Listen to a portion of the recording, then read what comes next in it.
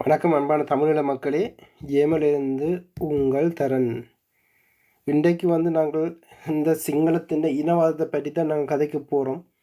மீண்டும் தலைவங்கி இருக்கிற திருவண்ணாமலையில் அந்த புத்தர் விகார விடயமும் அதோட அனுர அரசாங்கம் எதிர்க்கட்சி ரெண்டு நடத்துகிற சிங்கள பேரினத்தின் உண்மை முகத்தை இப்போ அறிவில்லாமல் சிங்களவர்களையே தூக்கி பிடிச்சி கொண்டு வந்த எங்கடையர்களுக்கான சாட்டு அடியாது அமைஞ்சிருக்குது. அதை பற்றி விவாதிப்போம். வாங்கள் இணைஞ்சு கொள்ளுங்கள். அதுக்கு முதல் இந்த மாவீரர் மாதங்களில் கதிர நாடின அவர்களுக்கான ஒரு பாடல்.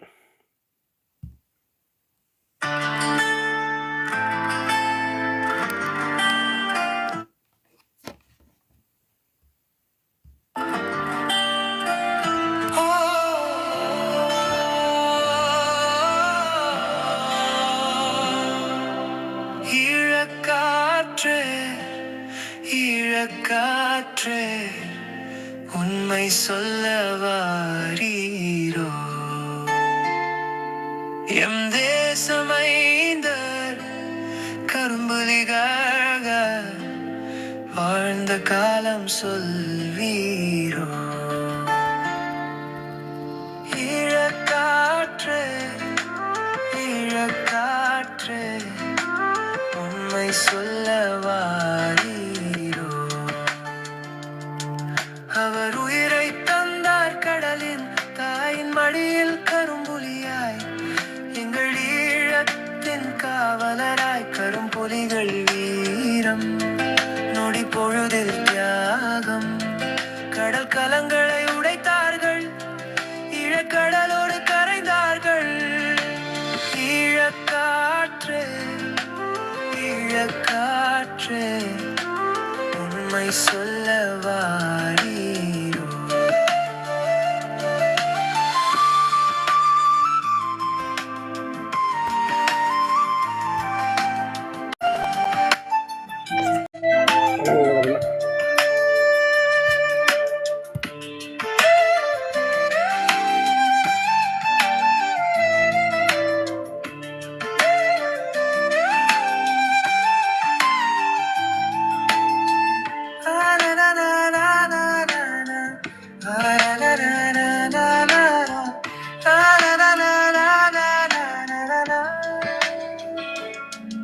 இளமண்ணை மீட்க கரை கரும்புலியாக ஆன இரவில் புகுந்தார்கள், அட்லரி தலங்களை உடைத்தார்கள்.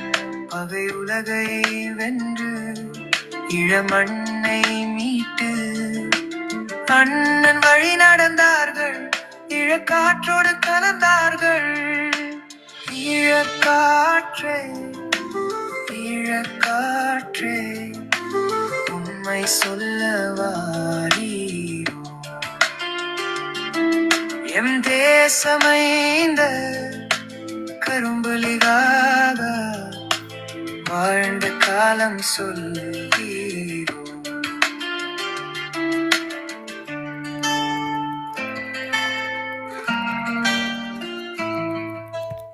உங்களுக்கு இன்னொரு ஈழப்பாடல்.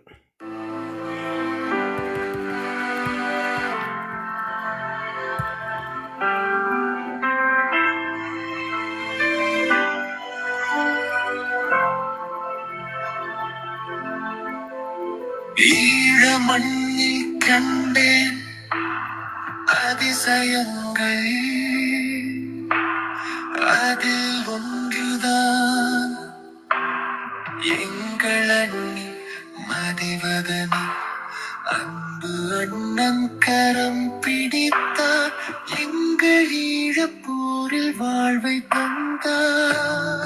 அண்ணன் கரம் பிடித்தார், எங்கள் ஈழப்போரில் வாழ்வை தந்தார். காடு வண்ணங்கள் வாழ்ந்து நின்றார், ஆடம்பரங்கள் தூக்கி எறிந்தார்.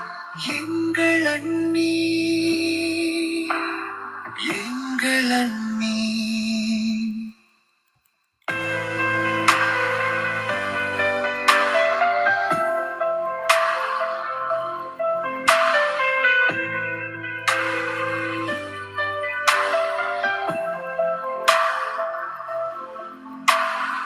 எங்கள் அண்ணில் கண்டேன் அதிசயங்கள், அதில் ஒன்றுதான் எங்கள் அண்ணி மதிவதனி. அன்பு அண்ணன் கரம் பிடித்தார், எங்கள் ஈழப்போரில் வாழ்வை தந்தார். அன்பு அண்ணன் கரம் பிடித்தார், எங்கள் ஈழப்போரில் வாழ்வை தந்தார். ஆடு வண்ணங்கள் வாழ்ந்து நின்றார், ஆடம்பரங்கள் தூக்கி எறிந்தார். எங்கள் அண்ணி, எங்கள் அண்ணி.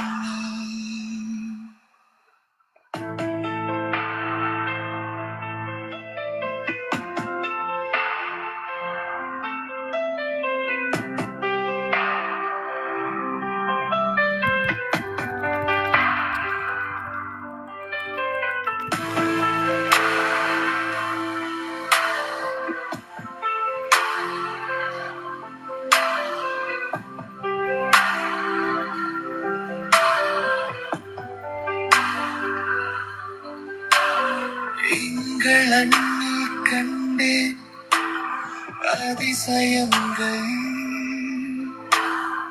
அதில் ஒன்றுதான் எங்கள் அண்ணி மதிவதனி. அன்பு அண்ணன் கரம் பிடித்தார், எங்கள் ஈழப்போரில் வாழ்வை தந்தார். அன்பு அண்ணன் கரம் பிடித்தார், எங்கள் ஈழப்போரில் வாழ்வை தந்தார். ஆடு வண்ணங்கள் வாழ்ந்து நின்றார், ஆடம்பரங்கள் தூக்கி எறிந்தார். எங்கள் அண்ணி, எங்கள் அண்ணி.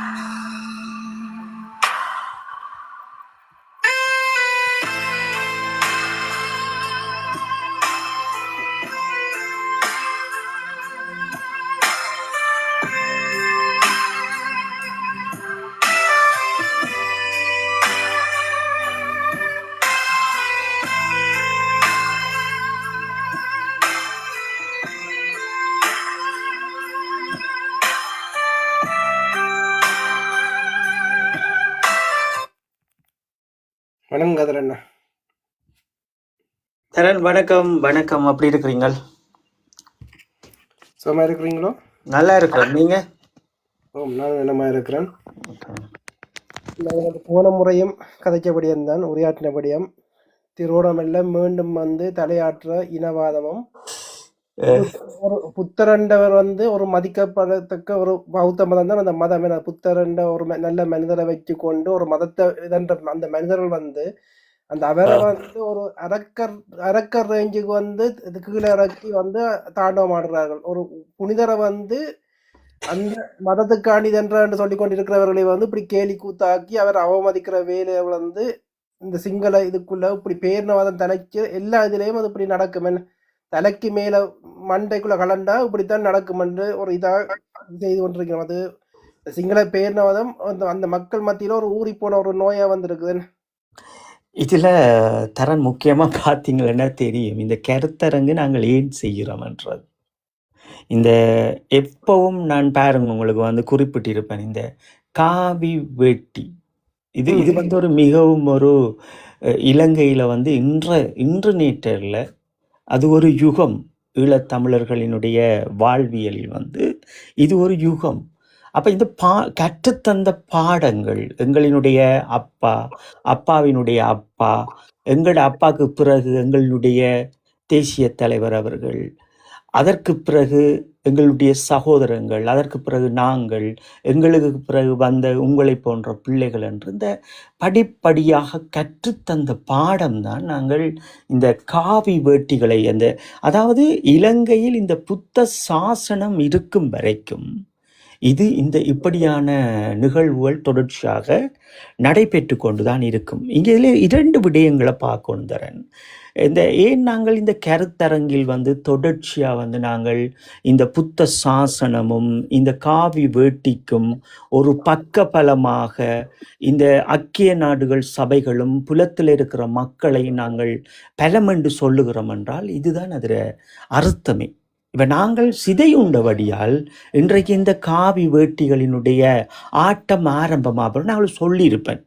கடந்த பதிவுகள் தொடர்ச்சியாக ஒரு கிழமைகளுக்கு முதல் இருந்தும் அதற்கு முதலும் நான் தொடர்ச்சியாக குறிப்பிடுவது இதுதான். இவர்கள் எப்ப இதை செய்வார்கள் என்று அவர்கள் அந்த 60 கீழ் எல் தீர்மானத்தை வந்து அவர்கள் படிக்கும்போது அவர்களுக்கு தெரியும் நாங்கள் தமிழர்களை தோற்கடிச்சிட்டோம்ன்றது. அப்ப அவர்களுக்கு அவர்களுடைய டிஎன்ஏயிலிருந்து அந்த அந்த அந்த விடயம் அவர்களுக்கு உள் சென்று இப்படியான விடயங்களை செய்வினோம். இது ஒரு அரசியலை பார்க்கணும். முக்கியமா நாங்கள் எங்களுக்கு ஒரு கற்றுத்தந்த பாடங்களை இங்கே நாங்கள் பதிவு செய்து கொண்டு போவோம். ஏன்னா இதுவும் எங்களோட வரலாற்றில் முக்கியம். ஏன் நாங்கள் இதுகளை பற்றி சரியாக கணிக்கிறோம், என்ன நடக்க போகுதுன்றதெல்லாம் சொல்கிறோம்டா இந்த வரலாறுகளை நமக்கு அப்படித்தான் சொல்லியிருக்கு.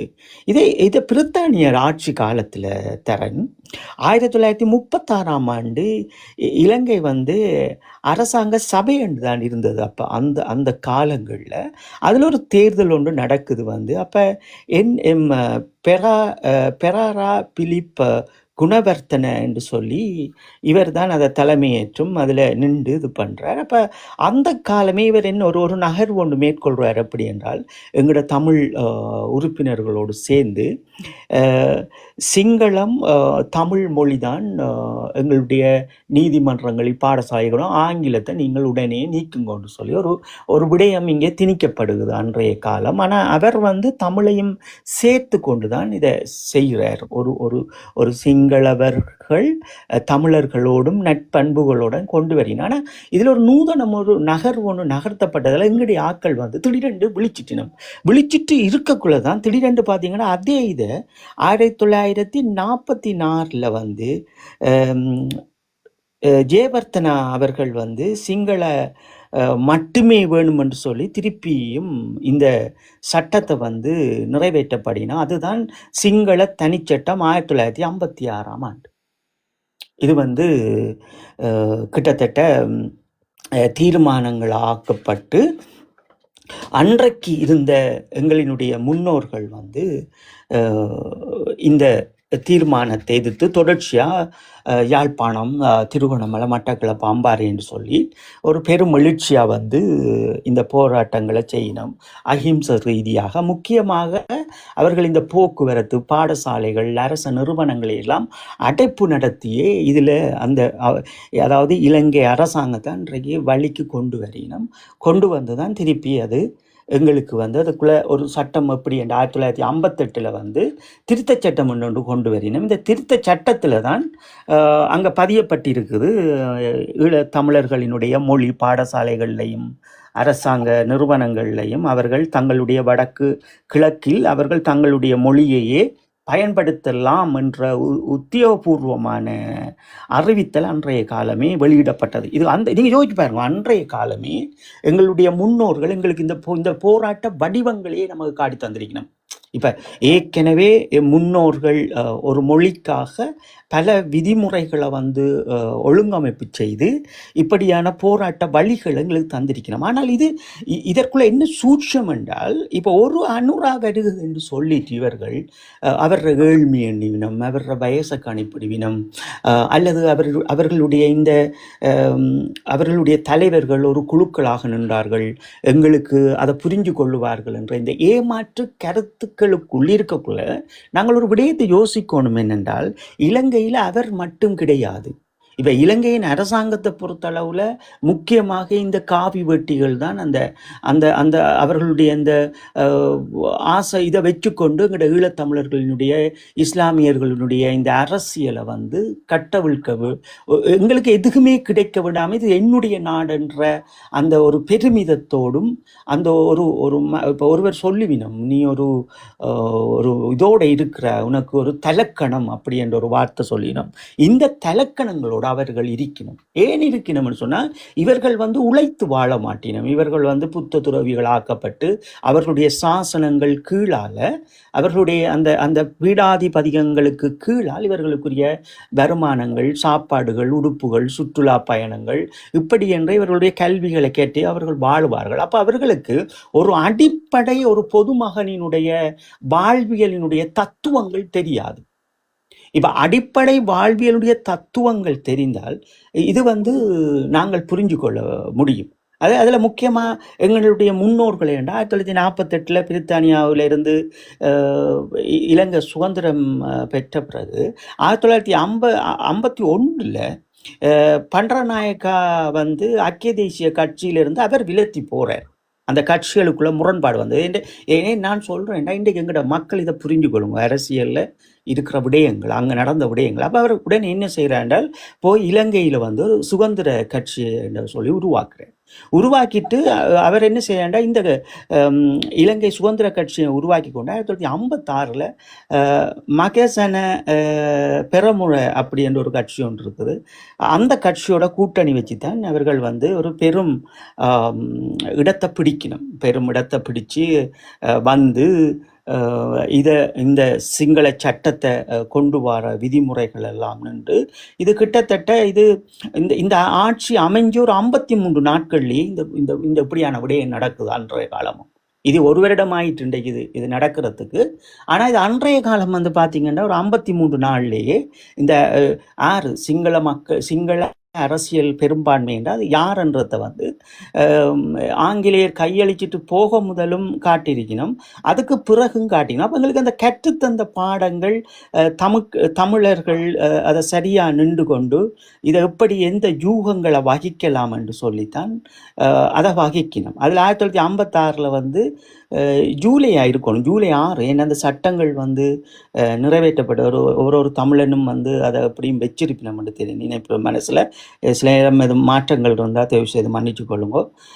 1956 ஜூலை 6 இருக்க வேண்டும் இது நிறைவேற்றப்பட்டது. இதுக்கு 19 பேர் பெரும்பான்மையாக இதை ஆதரிச்சிருப்பினோம். 6 உறுப்பினர்கள் தான் தமிழர்களும், அதில் ஒரு 2 சிங்களவர்களும் மற்றது முஸ்லிம் எங்களுடைய சகோதரர்களும் சேர்ந்து தான் 6 பேர் மொத்தமாக இதை எதிர்த்திருப்பினோம். அன்றைய காலங்களில் எதிர்த்து தான் அதுக்கு பிறகு இதை எந்த போராட்டத்தில் வடிவர்கள் எங்களுடைய செல்வநாயகம் மரியாதைக்குரிய அவர்களுடைய தலைமையில் தான் இந்த போராட்டங்கள் யாழ்ப்பாணம், வவுனியா, மட்டக்களப்பு, திருகோணமலை என்ற அன்றைய காலங்களில் இது பெருசாக செய்யப்பட்டது. கதவடைக்கப்பட்டது, போக்குவரத்துகள் பற்பட்டது, கடைகள் மூடப்பட்டு, அதாவது இலங்கையினுடைய பாடசாலைகளிலிருந்து அரச எந்த நிறுவனங்களும் நடக்காதபடி அந்த மக்கள் ஒத்துழைப்பு.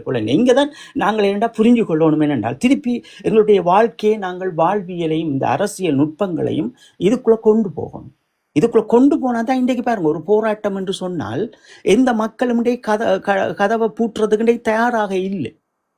சரியா புரிஞ்சு கொள்ளுங்க. இன்றைக்கு அன்றைக்கு ஒவ்வொரு பாருங்க அன்றைய 1956 கால பகுதிகளில் இருந்து 58 திருத்த சட்டத்தை கொண்டு வரும் வரைக்கும் எங்களுடைய அரசியல்வாதிகள் இந்த அரசியல் என்னென்று புரிஞ்சிச்சினோம். அன்றைக்கு இருந்த இளையோர்கள் அதை சரியா புரிஞ்சுட்டோம். இதுதான் முக்கியம். இதை நீங்கள் சரியாக புரிஞ்சு கொள்ளுங்க தரன். ஏன் இந்த கருத்தரங்கம், ஈழத்தமிழர் கருத்தரங்கம் இன்றைக்கு நாங்கள் இதை பதிவிடுறோம் என்றால் இங்கே இதுதான் பிரச்சனை. 1956 இருந்த தலைவர்களும் அன்றைய இருந்த இளையோர்களும் மக்களும் இதை சரியாக புரிஞ்சிச்சினோம். அப்போ இன்றைக்கு ஏன் இதெல்லாம் இந்த யுகம் அதாவது தமிழீழ விடுதலை புலிகளின் நிழல் அரசுக்கு பிறகு இந்த 17 ஆண்டுகளில் ஏன் இந்த நிலைமை என்னன்னு சொன்னால் இந்த பெற்றோர்களுக்கு இருக்கின்றவருடைய அண்ணா, அப்பா, பெரியப்பா, சித்தப்பா இன்றைக்கு பிள்ளைகளோட அவ்வளவு அந்யோன்யம் இல்லாமல் இருக்கணும். அன்று நாம கூடி வாழ்ந்தால் ஒரு வாழ்க்கை, ஒரு கூடி வாழ்றது, ஒரு வயல் செய்கிறது, ஒரு தோட்டம் செய்கிறது, அண்ணன் தம்பி ஒன்றா இருக்கிறது, இன்றைக்கு எல்லாமே உடைச்சிட்டு போயிடும். அவங்களோட வாழ்வியலினுடைய தத்துவங்களே ஈழத்தமிழர்களை இன்றைக்கு சிதைச்சு வச்சிருக்கு. இந்த சிதைத்தல் தான் இன்றைக்கு ஒரு போராட்டம் வரக்குள்ள கூட இன்றைக்கு இவர்களால் இன்றைக்கு முகம் கொடுக்க இல்லாமல் இருக்குது. ஒரு மொழியே ஆட்சி மொழியா கொண்டு வந்த ஈழத்தமிழனினுடைய அகிம்சை போராட்டம் இன்றைக்கு எங்க தோற்று நிற்குது பாருங்கொண்டால் இது இந்த அரசியலை துடைத்தது. தெளிவாக புரிஞ்சு கொள்வோம். நாங்கள் ஏன் இந்த அரசியலை பற்றி மக்கள் புரிந்து கொள்ள வேண்டும் என்றால் இது ஒரு சூட்சமான அரசியல். இப்போ அரசியல் என்பது என்னன்றது எங்கள்ட பிள்ளைகளுக்கு தெரியல. புலத்திலையும் வந்துட்டு இருந்துட்டுகள், வந்த காசு கட்டணும், இங்கே புலத்தில் அவ்வளவு டென்ஷன், வேலைக்கு போகணும், பில் கட்டணும், அது இதுன்னு நிறைய பிரச்சனை இருந்தபடியால் பிள்ளைகளுக்கும் பேரண்ட்ஸ் கடத்த முடியலை. இனி பேரண்ட்ஸ் பிள்ளைகளை விட்டுட்டும் வந்துட்டினோம். அப்போ வந்தபடியாக எல்லாராலையும் இதை பேலன்ஸ் பண்ணிடலாம் போயிட்டுது. இந்த ஈழத்தமிழருடைய அரசியலை எப்படி கட்டவிழ்க்க வேணும் என்பதும் அப்போ சூட்சமங்கள் தொடர்ந்து. இப்போ பாருங்க, இப்போ உதாரணமாக அரசியல் என்றால் நாங்கள் என்ன எடுத்துக்கொள்வோம்? ஒரு மக்களினுடைய அன்றாட வாழ்விக்குரிய ஒரு சமமான ஒரு சமூகத்தை கட்டி எழுப்புறது தான் இந்த அரசியல் வேலை திட்டம். இப்ப இந்த அரசியல் வேலை திட்டம் என்றால் அரசினுடைய ஆட்சிகளை கௌரவப்படுத்தி மக்களை வாழ வைப்பது. தெளிவா புரிஞ்சு கொள்ளுங்க. அப்ப இதுலேயும் நாங்கள் ஒரு விடயத்தை பார்க்கிறோம். என்னண்டா அரசியல் என்றா நாங்கள் எப்படி பார்க்கறது? அரசியல் என்றா ஓகே, ஒரு ஆள் நிற்கிறார், அவருக்கு வாக்கு போட்டா சரியா? இல்லை. அப்ப அரசியல் என்றதை நாங்க புரிஞ்சு கொள்ளணும். இந்த அரசியல் தேச அரசியல் இருக்குது, நுண்ணிய அரசியல் இருக்குது, சர்வதேச அரசியல் இருக்குது, சூட்சம அரசியல் இருக்குது, விற்பனை அரசியல் இருக்குது, பொருளாதார அரசியல் இருக்குது, கவர்ச்சி அரசியல் இருக்குது. இன்றைக்கு படம் காட்டுறது இப்படி அறியாமை அரசியல். இங்கதான் நீங்க முக்கியமா இந்த புலத்தில் இருக்கிறவர்களை புரிஞ்சு கொள்ளணும். வேண்டாம், அறியாமை அரசியல் இதெல்லாம் ஒரு முக்கியம். இதை விட கொடிய அரசியல் இருக்குது, கோழை அரசியல் இருக்குது. இந்த கோழை அரசியல் எல்லாம் நாங்கள் பிறகு பேசுவோம். இந்த கோமாளி அரசியல் இருக்குது. கோழை அரசியல் வேறு, கோமாளி அரசியல் வேறு. இது கொண்டாடும் அரசியலும் இருக்குது. அதை புரிஞ்சுக்கணும். இதுக்குள்ள மத அரசியல் இருக்குது, மண் அரசியல் இருக்குது, இதுக்குள்ள மக்கள் அரசு இருக்குது, மானுடர் அரசியல் இருக்குது, மாண்பு அரசியல் இருக்குது, மடிந்தவர்கள் அரசியல் இருக்குது. புரிஞ்சு கொள்ளுங்க. உழைப்பு அரசியல் இருக்குது, ஊழல் அரசியல் இருக்குது. இப்படி பல பண்புகளை கொண்ட இந்த அரசியல் தமிழர்களுக்கு, ஈழத்தமிழர்களாகிய எமக்கு யார் எந்த பக்கம் நின்று அடிக்கிறான் என்று ஒன்றுமே புரியல். இப்ப உதாரணமாக ஒரு அரசியல்வாதி நாடாளுமன்றம் போறார். இந்த நாடாளுமன்றம் போறவர் இவர் எதை பற்றி பேசணும்? இந்த இலங்கையினுடைய நாடாளுமன்றத்திற்கு உள்பட்டு ஒரு மக்களினுடைய வாழ்வியலும் கல்வியும் சமூகமும் ஒரு குடிமகனினுடைய வாழ்வையும் ஒட்டியதாக, உரிமையொட்டியதாக, அடுத்த தலைமுறைக்கு அதை பக்குவப்படுத்தி கொடுக்கக்கூடியதாக இந்த அரசியல் இருக்க வேண்டும். அப்ப இங்கே என்ன நடந்திருக்கின்றால் 17ஆம் தேதி 5ஆம் மாதம் 2009 பிறகு இதை கவனிக்க தவறி இருக்கிறோம். எங்களுடைய இந்த அரசியல் விளிம்புகளை கவனிக்க தவறினோம். அந்த கவனித்தல்ல இதுல நிறுத்தி கொண்டு ஒரு விடயத்துக்கு செல்லுவோம். என்னென்றால், இன்றைக்கு திருமாவளவன் அண்ணா அவர்களை இன்றைக்கு பல பேர் விமர்சனம் செய்கிறீர்கள். ஏன் இவர் அங்கே போகக்கூடாது, இங்கே போகக்கூடாது விமர்சனம் செய்கிறார்கள்.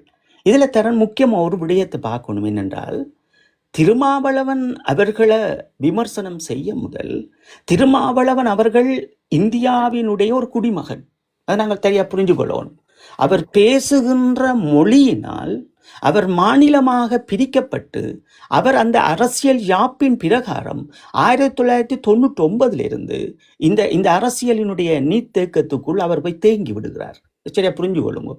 அவர் தன்னுடைய மக்களுக்கே கிட்டத்தட்ட 5 லட்சத்துக்கு மேற்பட்ட மக்களினுடைய வாக்குகளை பெற்று இலங்கை நாடாளுமன்றம் முதலில் செல்லுகின்றார். மன்னிக்கவும், இந்தியாவினுடைய நாடாளுமன்றம் செல்லுகின்றார். அப்ப இந்த இந்தியாவினுடைய நாடாளுமன்றம் செல்லுகின்றவர் எங்களுக்கு இதால் என்ன பிரயோசனம் என்று நாங்கள் பார்க்க வேண்டும். இப்ப அவருடைய மக்களுக்காக, அந்த மக்களினுடைய வாழ்வாதாரத்துக்காக அவர் சில நான் சொல்லுவேன் உங்களுக்கு, இப்ப தேசிய அரசியல், நுண்ணிய அரசியல், சர்வதேச சூட்சம அரசியல். இந்த சூட்சம அரசியலுக்குள் இந்தியாவை பொறுத்தளவில், மாநிலங்களை பொறுத்தளவில் சூட்சம அரசியல் இருக்கிறது. அப்ப இந்த சூட்சம் அரசியலுக்குள் தான் இந்த மக்களினுடைய உழைப்பு அரசியல் வருகிறது. அங்கே அவர்கள் இந்த அரசியலாலேயே துன்பப்படுகிறார்கள். அதை நாங்கள் அந்த நுண்ணிய அரசியலை பேசணும் என்றும். ஒரு கோழை அரசியல் என்பது என்ன?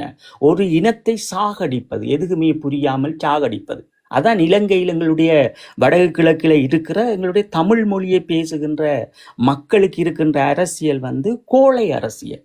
இந்த கோழை அரசியல் என்னவென்றால், இந்த நாடாளுமன்றத்தில் வீரமாக பேசிவிட்டு இருக்கின்ற இந்த மாநகர சபைகளும் மாகாண சபைகளும் இந்த நாடாளுமன்றங்களில் தத்துவங்களோடு அரசியல் யாப்பின் அதிகாரத்தை கொண்டு மக்களுக்கும் மாணவர்களுக்கும் கல்வி சமூகத்திற்கும் அரச ஊழியம் பெறுகின்ற ஊழியர்களுக்கும் அந்த விதிமுறைகளை கொண்டு வந்து மேம்படுத்தி அந்த கௌரவிக்காமல், அந்த நாடாளுமன்றத்தை கௌரவிக்காமல் மீன் சந்தைகளாக ஆக்கப்படுகின்றது தான் இங்கே இது கோழை அரசியலாகவும் சூட்சம அரசியலாகவும் பார்க்கப்படுகிறது. அப்ப எப்படி இவர் திருமாவளவன் அவர்களை ஈழத்தமிழர்கள் விமர்சனம் செய்ய முடியும் என்றால், இந்த போர் நடந்து கொண்டிருக்கின்ற போது இதே தமிழீழ விடுதலை புலிகளால் உருவாக்கம் பெற்ற தமிழ் அரச கட்சியில் இருந்து, வீட்டு கட்சியில் இருந்து இந்தியாவில் தான் தமிழ்நாட்டில் போய் பலர் நின்றார்கள். ஏன் அவர்கள் அந்த மக்களை எல்லாம் அழைத்து ஒரு போராட்டத்தை திடமாக செய்தவர்கள் கிடையாது. அதே போன்று பேச்சுவார்த்தை காலங்களில் புலம்பெயர்ந்த நாடுகளில் இருந்து பேனம் வந்து இறங்கிய மக்கள் ஏன் இந்த இறுதி கணங்களில் இந்தியாவில் தாங்கள் போய் நின்று மக்களை ஒன்று திரட்டி, அரசியல்வாதிகளை ஒன்று திரட்டி ஒரு மேம்பட்ட அரசியலை முன்னெடுக்காமல் இங்கே இடைநிறுத்தி நின்றார்கள் என்பதையும் நாங்கள் புரிந்து கொள்ள வேண்டும். அப்ப ஒரு விடயம் நாங்கள் செய்கின்றோம் என்றால் அந்த விடயத்துக்கு பின்னிருக்கின்ற விளைவுகளை நாங்கள் புரிந்து கொள்ள வேண்டும். அப்ப இங்கே அரசியலும் புரியாமல், எம் தேசத்தின் அரசியலும் புரியாமல், சர்வதேச அரசியலும் புரியாமல், விற்பனை அரசியலும் புரியாமல், பொருளாதார அரசியலும் புரியாமல் இங்கே விமர்சனங்களை செய்கின்றார்கள். இதுதான் உண்மை. என்னுடைய நாட்டில் புரிஞ்சு கொள்ளுங்கோ, என்னுடைய மண்ணில், சரியா, இந்த இடத்துல சரியா புரிஞ்சுக்கொள்ளுங்க, என்னுடைய மண்ணில் என் அரசியலை மேம்படுத்த முடியாத நான் அயல் நாட்டில் இருக்கின்றவர்களை விமர்சனம் செய்வதற்கு எனக்கு எந்த அற்றுக்கதையும் கிடையாது. என் தேசத்தை கௌரவிக்க தெரியாத எனக்கு இன்னொரு அரசியல்வாதிகளை பற்றி, இன்னொரு நாட்டவரை பற்றி எனக்கு விமர்சனம் செய்வதற்கு இங்கே நான் அதற்கு உடன்பாடு பட்டவனாக ஒரு குடிமகன் இருக்கக்கூடாது. ஒரு விடுதலையாக வேண்டிய இந்த சூட்சும அரசியல் ஏன் என்று இப்படி துடைத்தெறியப்படுகிறது? இங்கதான் நீங்க புரிஞ்சு கொள்ள வேணும். இப்ப அவர்களினுடைய அரசியல் அவர்களுடைய மக்களுக்கானது. எங்களுடைய மண் என்பது அது தனித்துவமானது. இங்கேதான் இங்க பிரச்சனை வருகிறது. எப்படி என்றால், திருமாவளவன் என்கின்ற ஒரு சதாப்தம் அது இந்தியாவின் தேசிய மக்களின் ஒரு மொழி வழியை பேசுகின்ற மக்களினுடைய ஒரு தலைமைத்துவம். ஒரு ஈழத்தமிழனினுடைய அரசியல் என்பது அது அவர்கள் இன்றும் நேற்றும் இதற்கு முந்தைய காலங்களும் அனுப்பி வைத்த நாடாளுமன்றம் சென்ற உறுப்பினர்களுடைய கேட்க வேண்டிய சேட்டை பிடித்து அவர்களைத்தான் கேட்க வேண்டும். இதே இன்று இந்த திருமாவளவன் அவர்களை விமர்சிக்கின்ற இந்த சமூகம் இதே மஹிந்த ராஜபக்சாவையும் திருப்பி ஆட்சியில் கொண்டு வந்தார்கள். இதே கோட்ட ராஜபக்சாவையும் ஆட்சியில் கொண்டு வந்தார்கள். இதே ஒரு போர் நின்று நடத்திய ஒரு போர் இராணுவ தளபதிக்கும் வாக்குகளை அளித்தார்கள். எனவே நாம் எதை புரிந்து கொள்ளுகின்றோம்? அரசியல் ரீதியாக இந்த விமர்சனங்களை நிறுத்திவிட்டு எம்மை நாம் எப்படி கட்டி எழுப்புவது, எப்படி நாங்கள் அரசியலை விளிம்புகளை புரிந்து கொள்ள வேண்டும் என்பதை நாங்கள் கற்றுக்கொள்ள வேண்டும். அதற்காகத்தான் நாங்கள் சொல்லுகின்றோம் என்னவென்றால், அயல் நாடுகளில் எங்களுடைய தமிழ் மொழியை பேசுகின்ற சித்தப்பாக்களும் பெரியப்பாக்களும் பொருளாதார அரசியலுக்குள் நிற்பார்கள். சரியா புரிஞ்சு கொள்ளுங்க.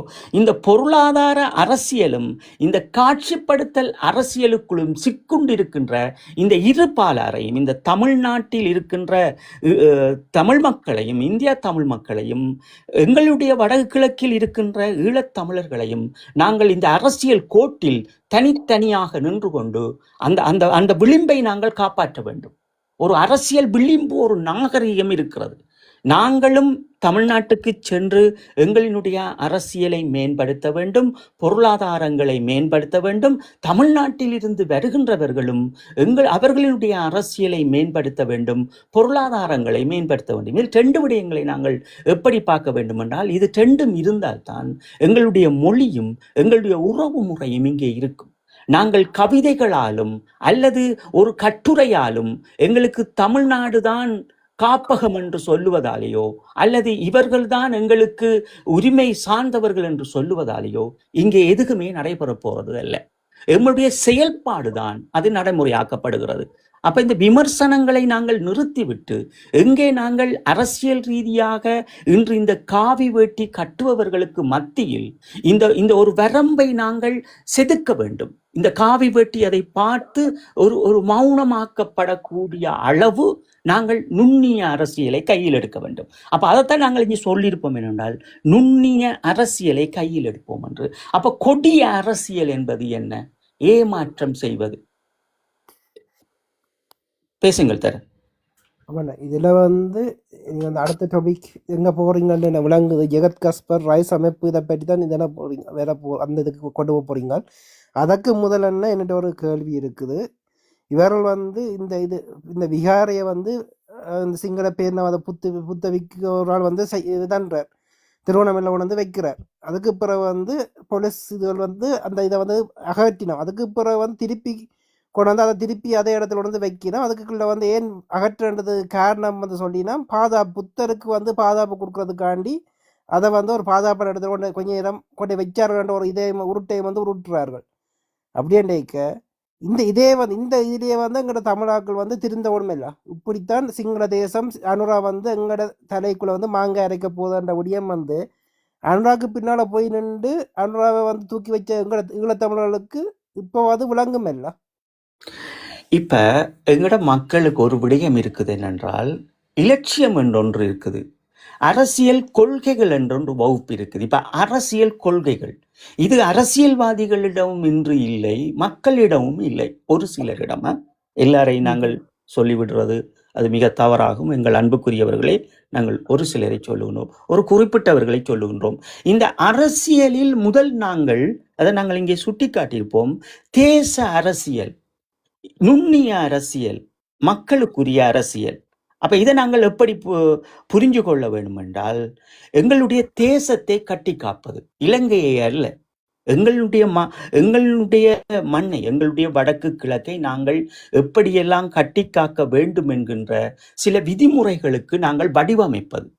அப்ப இவர்கள் இன்று வரை இந்த 22 ஆசனங்களுக்கு பிறகு துடைக்கறிக்கப்பட்ட எங்களுடைய இந்த நாடாளுமன்ற உறுப்பினர்களுடைய அரசியல் யூகம் என்பது அது அவர்களால் இன்னும் அது வடிவமைக்கப்படவில்லை, வடிவமைக்கப்பட வேண்டும். முதலில் இங்கே இருக்கின்ற பிரச்சனை என்னவென்றால், இந்த தமிழ் மொழி பேசுகின்றவர்களுடைய அரசியலை பார்ப்போம். நாங்கள் முதலில் எங்களை ஈழத்தமிழர்களை இதற்குள் தனித்துவமாக கொண்டு வருவதை விட மன்னிக்கவும், இதுல முக்கியமா தரன் பொதுவாக நாங்கள் பார்ப்போம். இப்ப தமிழ் மொழி பேசுகிறவர்களுடைய அரசியல் இது எப்படி இருக்குது? இது உலக அரசியல். தமிழ் மொழி பேசுபவர்களுடைய அரசியல் சர்வதேசத்தோட எப்படி இருக்குது என்று பார்த்தீங்கன்னு சொன்னால், இந்த தமிழீழ விடுதலை புலிகளினுடைய இந்த மௌனவிப்புக்கு பின் அவர்களுடைய ஆயுதங்களும் அவர்களுடைய தோள்கள் வீழ்த்தப்பட்டிய பிறகு இங்க ஒரு விடயம் நடக்குது. எப்படி என்றால், ஒரு அவமான கொண்ட ஒரு அரசியல். இந்த அவமானம் கொண்ட அரசியல் என்பது விமர்சனம் கொண்ட அரசியல். இந்த விமர்சனம் கொண்ட அரசியலால் இங்கே இந்த தமிழ் மொழி சாகிறது. இந்த தமிழ் மொழிக்காக உயிர் நீத்தவர்களும், இந்த தமிழ் மொழிக்காக தங்களை ஈகமாக அந்த நொடி பொழுதில் அந்த அந்த அப்படியே கடியவர்களும் இவர்கள் கொடுக்கின்றதை பாருங்கள். முதலில் இவர்களுடைய கபட நாடக அரசியல் என்பார்கள் இதை.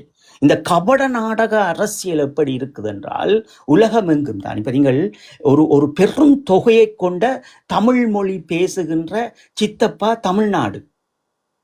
அப்ப இவர்களினுடைய அரசியல் ஒரு கபட நாடகங்களாக இன்று மாறப்பட்டிருக்கிறது. ஒரு அரசியல்வாதியை மதிப்பது கிடையாது, அரசியல் தத்துவங்களை மதிப்பது கிடையாது. அடுத்தது என்னுடைய மக்களினுடைய அரசியலையும் அடுத்த சமூகத்தினுடைய வருகின்ற குழந்தைகளுக்கு ஒரு அரசியலும் இந்த தமிழ் மொழியினுடைய கலாச்சாரங்களையும் அரசியல் கலாச்சாரத்தை நான் பின்பற்ற வேண்டும் என்று இன்று வரை இந்த தமிழ் மொழியை பேசுகின்ற தமிழர்கள் என்று சொல்லப்படுகின்றவர்களுடைய அரசியல் இங்கே தோற்கடிக்கப்பட்டிருக்கிறது. இது ஏன் தோற்கடிக்கப்படுகிறது என்று நாங்கள் அதை ஆய்வு செய்கின்ற போது ஒன்று மட்டும் இதில் எப்படி புரிகிறது என்றால், இந்த ஈழத் தமிழர்களினுடைய தனித்துவத்தை இங்கே சிதைப்பதற்காக இந்த விதிமுறைகளை காட்டியிருக்கின்றார்கள். அப்ப இங்க நீங்க ஒரு விடயம் எடுத்து பாருங்கள். தமிழீழ விடுதலை புலிகளினுடைய மௌனவிப்புக்கு பின் இதே மீன்கடையாக மாறி இருக்கிறது. எங்களுடைய மாகாணத்தில் இருந்து இலங்கை நாடாளுமன்றம் வரை. அதே போன்று இந்தியாவில் எடுத்துக்கொண்டீர்கள் என்றால் அவர்களுடைய நாடாளுமன்றம் தமிழ்நாடு என்பது அதே போன்று மாறப்பட்டிருக்கிறது. அவர்களுடைய மேடைகளும் அசிங்கங்களால் தமிழ் மொழி சாகிறது. இங்கே எங்களினுடைய ஈழத்திலும் இது நடக்கிறது. அப்ப இது ஏன் நடக்கிறது என்றால் இது சூட்சமான அரசியல். இது யாரோ ஒருவர் இருந்து கொண்டு இந்த வடிவங்களை அமைக்கின்றார்கள். எங்களுடைய தமிழ் மொழியை சாகடிக்க வேண்டும், நாங்கள் எல்லோரும் ஒன்றென்று சொல்ல வேண்டும், அரசியல் யுகங்களை புரிந்து கொள்ளாமல் வருபவர்களையும் அவமதித்துக் கொண்டு தலைமைத்துவத்தையும் அவமதித்துக் கொண்டு இந்த குழப்பகரமான நிலைமைக்குள்ளேயே அரசியல் இருக்க போகிறது. அப்ப எம்மவச கட்டமைப்பது. அப்ப தமிழ்நாட்டில் இருக்கின்றவர்களும் கட்டமைக்க வேண்டும், எங்களுடைய மண்ணில் இருக்கின்றவர்களும் கட்டமைக்க வேண்டும். இது கட்டமைக்காமல் இங்கே எதுவும் சரி செய்து விட முடியாது. அதாவது எங்களுடைய அரசியல் ஒழுக்கம் என்பது, அரசியல் மாண்பு என்பது, இது அடுத்த தலைமுறைக்கு இது கொடுக்க வேண்டும். இப்ப ஒரு விடயம் இங்கே நடக்கிறது பாருங்கள். தமிழ்நாட்டில் ஒரு பிள்ளை பேசுகின்றார். தமிழ்நாட்டில் தமிழ் மொழியை பேசுகின்ற ஒரு பிள்ளையினுடைய காணொளி. அவர் இஸ்லாம் மதத்தை தாங்கிக் கொண்டிருக்கின்றார்.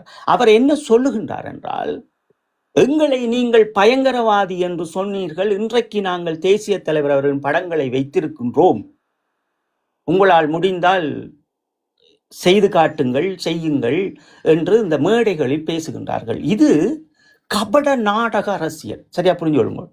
அரசியலில் கபட நாடக அரசியல். ஏனென்றால் இந்தியா தேசத்தினுடைய நலனுக்காக, இந்திய தேசத்தின் ஒரு மொழிவழி மாநிலத்துக்காக பாருங்கள், இந்த இடத்தில் ஒரு தேசத்துக்காக போராடிய ஒரு மேன்மை தங்கிய ஒரு எங்களுடைய ஈழத்தந்தையினுடைய தேசிய தலைவரை கொண்டு வந்து நிறுத்தி இவர்கள் யாருக்கு இந்த கதையை சொல்லுகின்றார்கள் என்றால் அதே தமிழ்நாட்டில் இருக்கின்ற மக்களுக்கு சொல்லுகின்றார்கள். அப்ப இந்த கபட நாடக அரசியலில் முதல் புரிந்து கொள்ள வேண்டும், தமிழ்நாட்டில் வந்து வாக்கு போட போறது மலையாளி கிடையாது, ஒரு தெலுங்காக்காரன் கிடையாது, ஒரு டெல்லியில் வாழுகின்றவர்கள் கிடையாது, ஒரு பூனையில் வாழுகின்றவர்கள் கிடையாது. அப்ப இந்த செய்தியை யாருக்கு சொல்லுகின்றார்கள் என்றால் தமிழ்நாட்டில் இருக்கின்றவர்கள் சொல்லுகின்றார்கள். அப்ப நீங்க பாருங்கள், 8 கோடி மக்கள் இருக்கின்றார்கள், அவர்கள் தமிழ் மொழி பேசுகின்றார்கள்.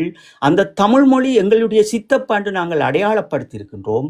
இவர்களுடைய ஒட்டுமொத்த குரலும் இருக்க வேண்டும் எமது விடுதலைக்கு என்பதற்காக இந்த அரசியலை 17ஆம் தேதி 5ஆம் மாதம் 2009 வரை தமிழீழ விடுதலை புலிகளினுடைய அமைப்பு அதை கொண்டு சென்றாலும் இந்த இடம் கபட நாடகமாக இன்று ஆக்கப்படுகிறது என்றால் அதை எடுத்து அவர்கள் அபகரிக்கின்றார்கள். எப்படி இதை நாங்கள் புரிந்து கொள்ள வேண்டும் ஈழத்தமிழர்கள் என்றால், இப்ப இவர்கள் யாருக்கு இந்த செய்தியை சொல்லுகின்றார்கள்? நாங்கள் பயங்கரவாதிகள் என்று யாருக்கு சொல்லுகின்றார்கள்? அப்போ உண்மையிலேயே இந்த தமிழ்நாட்டு அரசியல் இந்த ஈழத்தமிழர்களை கௌரவிக்க வேண்டும், அரணாக நிற்க வேண்டும் என்றால் இந்த தமிழ்நாட்டினுடைய அரசியல் அத்தனையும் இங்கே சர்வதேச அரசியலாக மாய்ப்படுத்த வேண்டும். சரி, புரிஞ்சு கொள்ளுங்க.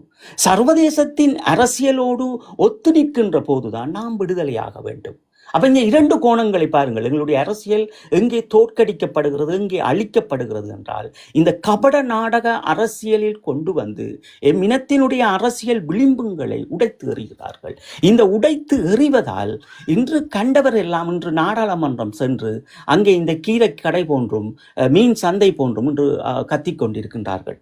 அப்ப இதை நாங்கள் எப்படி சரி செய்வது என்றால் ஒன்று மட்டும்தான், தமிழ்நாட்டில் இருக்கின்ற மக்கள் தங்களுடைய மக்களும் தங்களுக்காக முன்னோர்களினுடைய அரசியல் சித்தாந்தங்களையும் அவர்கள் தூக்கி கொண்டு நின்றாலே போதும். அப்ப இவர்கள் ஏன் இதுக்கு போய் சிக்கப்படுகிறார்கள் என்றால், இந்த ஈழத்தமிழர்கள் தேசிய தலைவர் என்று வாய் சொன்னாலே, நான் ஒரு பதிவு விட்டிருந்தேன், நீங்கள் யாருடைய சீடர்கள் என்பது மட்டும் கேட்டிருந்தேன். ஈழத்தமிழர்களாகிய வணக்கம் ஈழத்தமிழர்களே, நீங்கள் யாருடைய சீடர்கள் என்று கேட்டிருந்தேன். கிட்டத்தட்ட 13,000க்கு மேற்பட்டவர்கள் அதை பார்வை செய்து அது தங்களுடைய தேசிய தலைவர் என்பதை கொண்டு வந்திருக்கின்றார்கள். அப்ப இந்த சூட்சமங்களை பாருங்கள் நீங்கள். எப்படி என்றால், ஈழத்தமிழர்களின் ஒரு நிலத்தை தாங்கி நின்ற அந்த தோள்கள் இங்கே இந்தியாவினுடைய அரசியலுக்காக நயவஞ்சகமாக இங்கே கொண்டு வரப்படுகிறது, ஈழத்தமிழருடைய அரசியலை துடைத்து எறிவதற்காக. அப்ப உண்மையிலேயே ஒரு நல்ல ஒரு மானிட தேசிய அரசியலாக இருந்தால், ஒரு சூட்சமான அரசியல் இல்லாமல், ஒரு விற்பனை அரசியல் இல்லாமல், ஒரு கவர்ச்சி அரசியல் இல்லாமல், இவர்கள் ஒரு கோழை அரசியலால் கொண்டு வந்து எம்மக்களையும் கோழைகளாக மாற்றி சிந்திக்க விடாத அளவு அவர்களே எம் தலைவரை பேசி இந்த பார்வையாளர்களின் மனங்களிலும் கண்களிலும் அவர்களுடைய கண் பார்க்கின்றது, அவர்களுடைய மூளைகளில் ரிஜிஸ்டர் ஆக்கப்படுகிறது. அப்ப அவர்கள் என்ன நினைக்கின்றார்கள் என்றால், இவர்கள் எங்களுடைய அரசியலை பேசுகின்றார்கள் என்று சொல்லிக்கொண்டு இவர்கள் மௌனமாக்கப்பட்டார்கள். இந்த மௌனமாக்கப்பட்ட ஈழத்தமிழுடைய அரசியல் தான் இன்று இவ்வளவுக்கு சரிவடைந்து கிடப்பதற்கு காரணம் இதுதான். இதுல வந்து ஒரு முக்கியமான ஒரு இதை வந்து தொட்டிருக்கிறீங்கள்.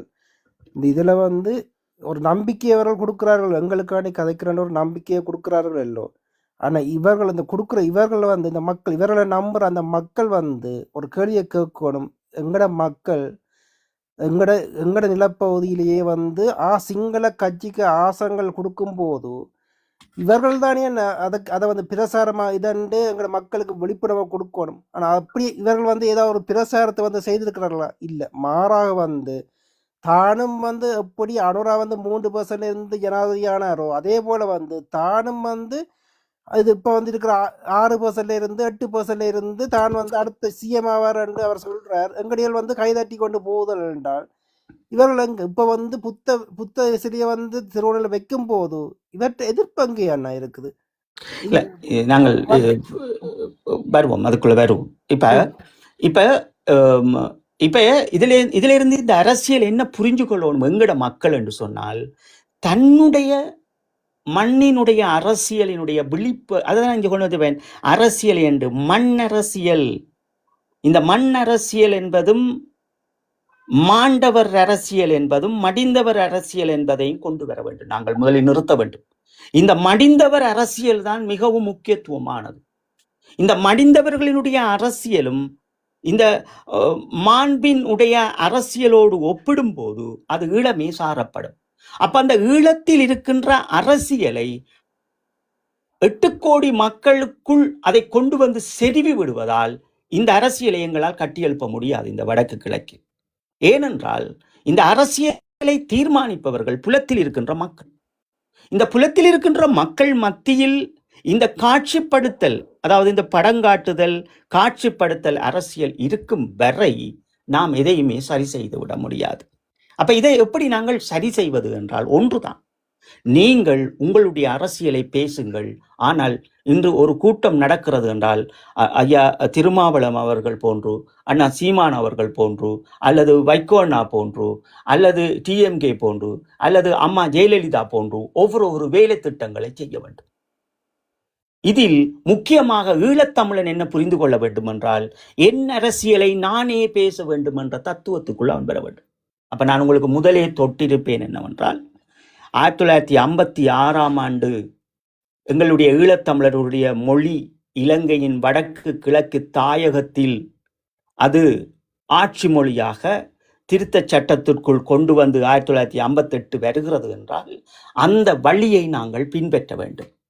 இந்த 1956 கொண்டு வரப்பட்ட இந்த மொழி சட்டம், தனி சிங்கள சட்டமும் இந்த உலக தமிழர் சட்டத்தை நான் பார்ப்பது 2-3 தான். சரியாங்க, புரிஞ்சு கொள்ளுங்க. இந்த மீண்டும் இதை ரிஜிஸ்டர் பண்ணுங்க. 1956ஆம் ஆண்டு இலங்கையில் தனிச்சட்டம் கொண்டு வரப்பட்டு ஆர்.டி. பண்டரநாயக்கா அவர்களால் இந்த தனிச்சட்டம் கொண்டு வரப்பட்டதும் உலகத் தமிழர் என்று தங்களை அடையாளப்படுத்தி சிக்கு வைத்ததும் நான் பார்ப்பது 2 ஒன்றாகவே. உங்களுக்கு பெரு ஒரு குழப்பம் இருக்கும், எப்படி சிங்கள தனிச்சட்டமும் உலகத் தமிழர் தனிச்சட்டமும் எப்படி ஒன்றொன்று கேட்டீர்கள் என்றால், இங்கேதான் நீங்கள் உங்களுக்கு வைத்திருக்கின்ற இந்தியா வைத்திருக்கின்ற மிக பெரும் அரசியல் நுட்பங்களை புரிந்து கொள்ள வேண்டும். இந்த தனி சிங்கள சட்டத்தை எப்படி பண்டரநாயக்கா அவர்கள் கொண்டு வந்தார்களோ அதே போன்று இந்த இந்தியாவால் இந்த உலகத் தமிழர் என்கின்ற சொற்பதம் பெறப்பட்டிருக்கிறது. இந்த சொற்பதம் பெறப்பட்டதால் உங்கள் மனதில் ஒரு விடயம் உளவியல் ரீதியாக வந்திருக்கிறது என்னவென்றால், நாங்கள் எல்லோரும் தமிழர்கள், எங்களுக்குரிய சுயநிர்ணய உரிமையை நாங்கள் பெறுவோம் என்று நினைக்கின்றீர்கள். இன்னும் ஒரு விடயம், எப்படி நீங்கள் தோற்கடிக்கப்படுகிறீர்கள் என்றால், இதே ஈழத்திற்காக இந்த மண் அரசியலில் மடிந்தவர்களினுடைய அரசியலோடு ஒப்பிட்டு அது எங்கேயோ ஒரு இடத்தில் பேசப்படுவதால் நீங்கள் உங்கள் உளவியல் ரீதியான அரசியல் தத்துவத்திலிருந்து விடுபட்டு நிற்கின்றீர்கள். ஏனென்றால் எங்கேயோ ஒரு மேடையில் அண்ணா அவர்களை பற்றி பேசுகின்றார்கள், மாவீரர் அவர்களை பற்றி பேசுகின்றார்கள் என்ற இந்த சிந்தனை உளவியல் ரீதியாகவே உங்களை தேக்கி வைத்து, அதாவது கனடாவில் எப்படி ஒரு முள்ளிவாய்க்கால் ஒரு நினைவு தினமோ அல்லது ஒரு மாவீரர்களுடைய கல்லறைகளோ உங்களை புலத்தில் சாருகின்ற போது உங்கள் மனங்கள் மெதுவான ஒரு உளவியலை தாங்கி நிற்கும். அந்த வலிகளை எல்லாம் மறப்பது போன்று அதை பார்க்கின்ற போதெல்லாம் மனம் சாந்தி அடையும். அந்த சாந்தி போன்றுதான் இங்கே இந்த 17 ஆண்டுகளும் உங்களை சுற்றி இந்த இந்தியா அரசு நடத்திய இந்த கபட நாடக அரசியலை நீங்கள் புரிந்தீர்கள் என்றால், இது ஒரு இந்த அரசியலை முன்னெடுப்பது ஒரு குறிப்பிட்ட காலத்துக்குள் கட்டியெழுப்ப முடியும். வடக்கு கிழக்கில் இந்த மண் அரசியல், மடிந்தவர்களுடைய அரசியல், மானுடர்களுடைய அரசியலை நாம் எம் தேசத்தினுடைய அரசியலை கட்டியெழுப்ப முடியும். இல்லையேல் நீங்கள் எத்தனை முடிவெடுத்தாலும், நீங்கள் என்னதான் செய்தாலும் இந்த வடக்கு கிழக்கில் இந்த அரசியலை உங்களால் கட்டியெழுப்ப முடியாது. நீங்கள் கேள்விகளை மட்டும் தொடுங்கள். என் மண்ணில் நான் என் மாவீரர்கள் விட்டு சென்ற பணியும் என் தேசிய தலைவர் விட்டு சென்ற பணியையும் நான் எப்படி தொடர்வது என் மண்ணில்? இதைத்தான் நீங்க புரிஞ்சு கொள்ள வேண்டும். இன்று இந்த உலகம் அரசியல் விளிம்பில் ஓடிக்கொண்டிருக்கின்ற போது அந்த நீரோட்டத்தை நீங்களும் நீந்துவதற்கு தயாராக வேண்டும். வடக்கு கிழக்கில் நீந்தாமல் போய் தமிழ்நாட்டுக்குள் நீந்தினீர்கள் என்றால் உங்களுடைய திசை மாற்றப்படும். மீண்டும் இங்கே பதிவிடுகின்றோம். நீங்கள் நீந்த வேண்டிய இடம் வடக்கு கிழக்கு. நீங்கள் வடக்கு கிழக்கை விட்டு வேறொரு தேசத்தில் போய் நீந்தினீர்கள் என்றால் நீங்கள் கரை சேரவே முடியாது.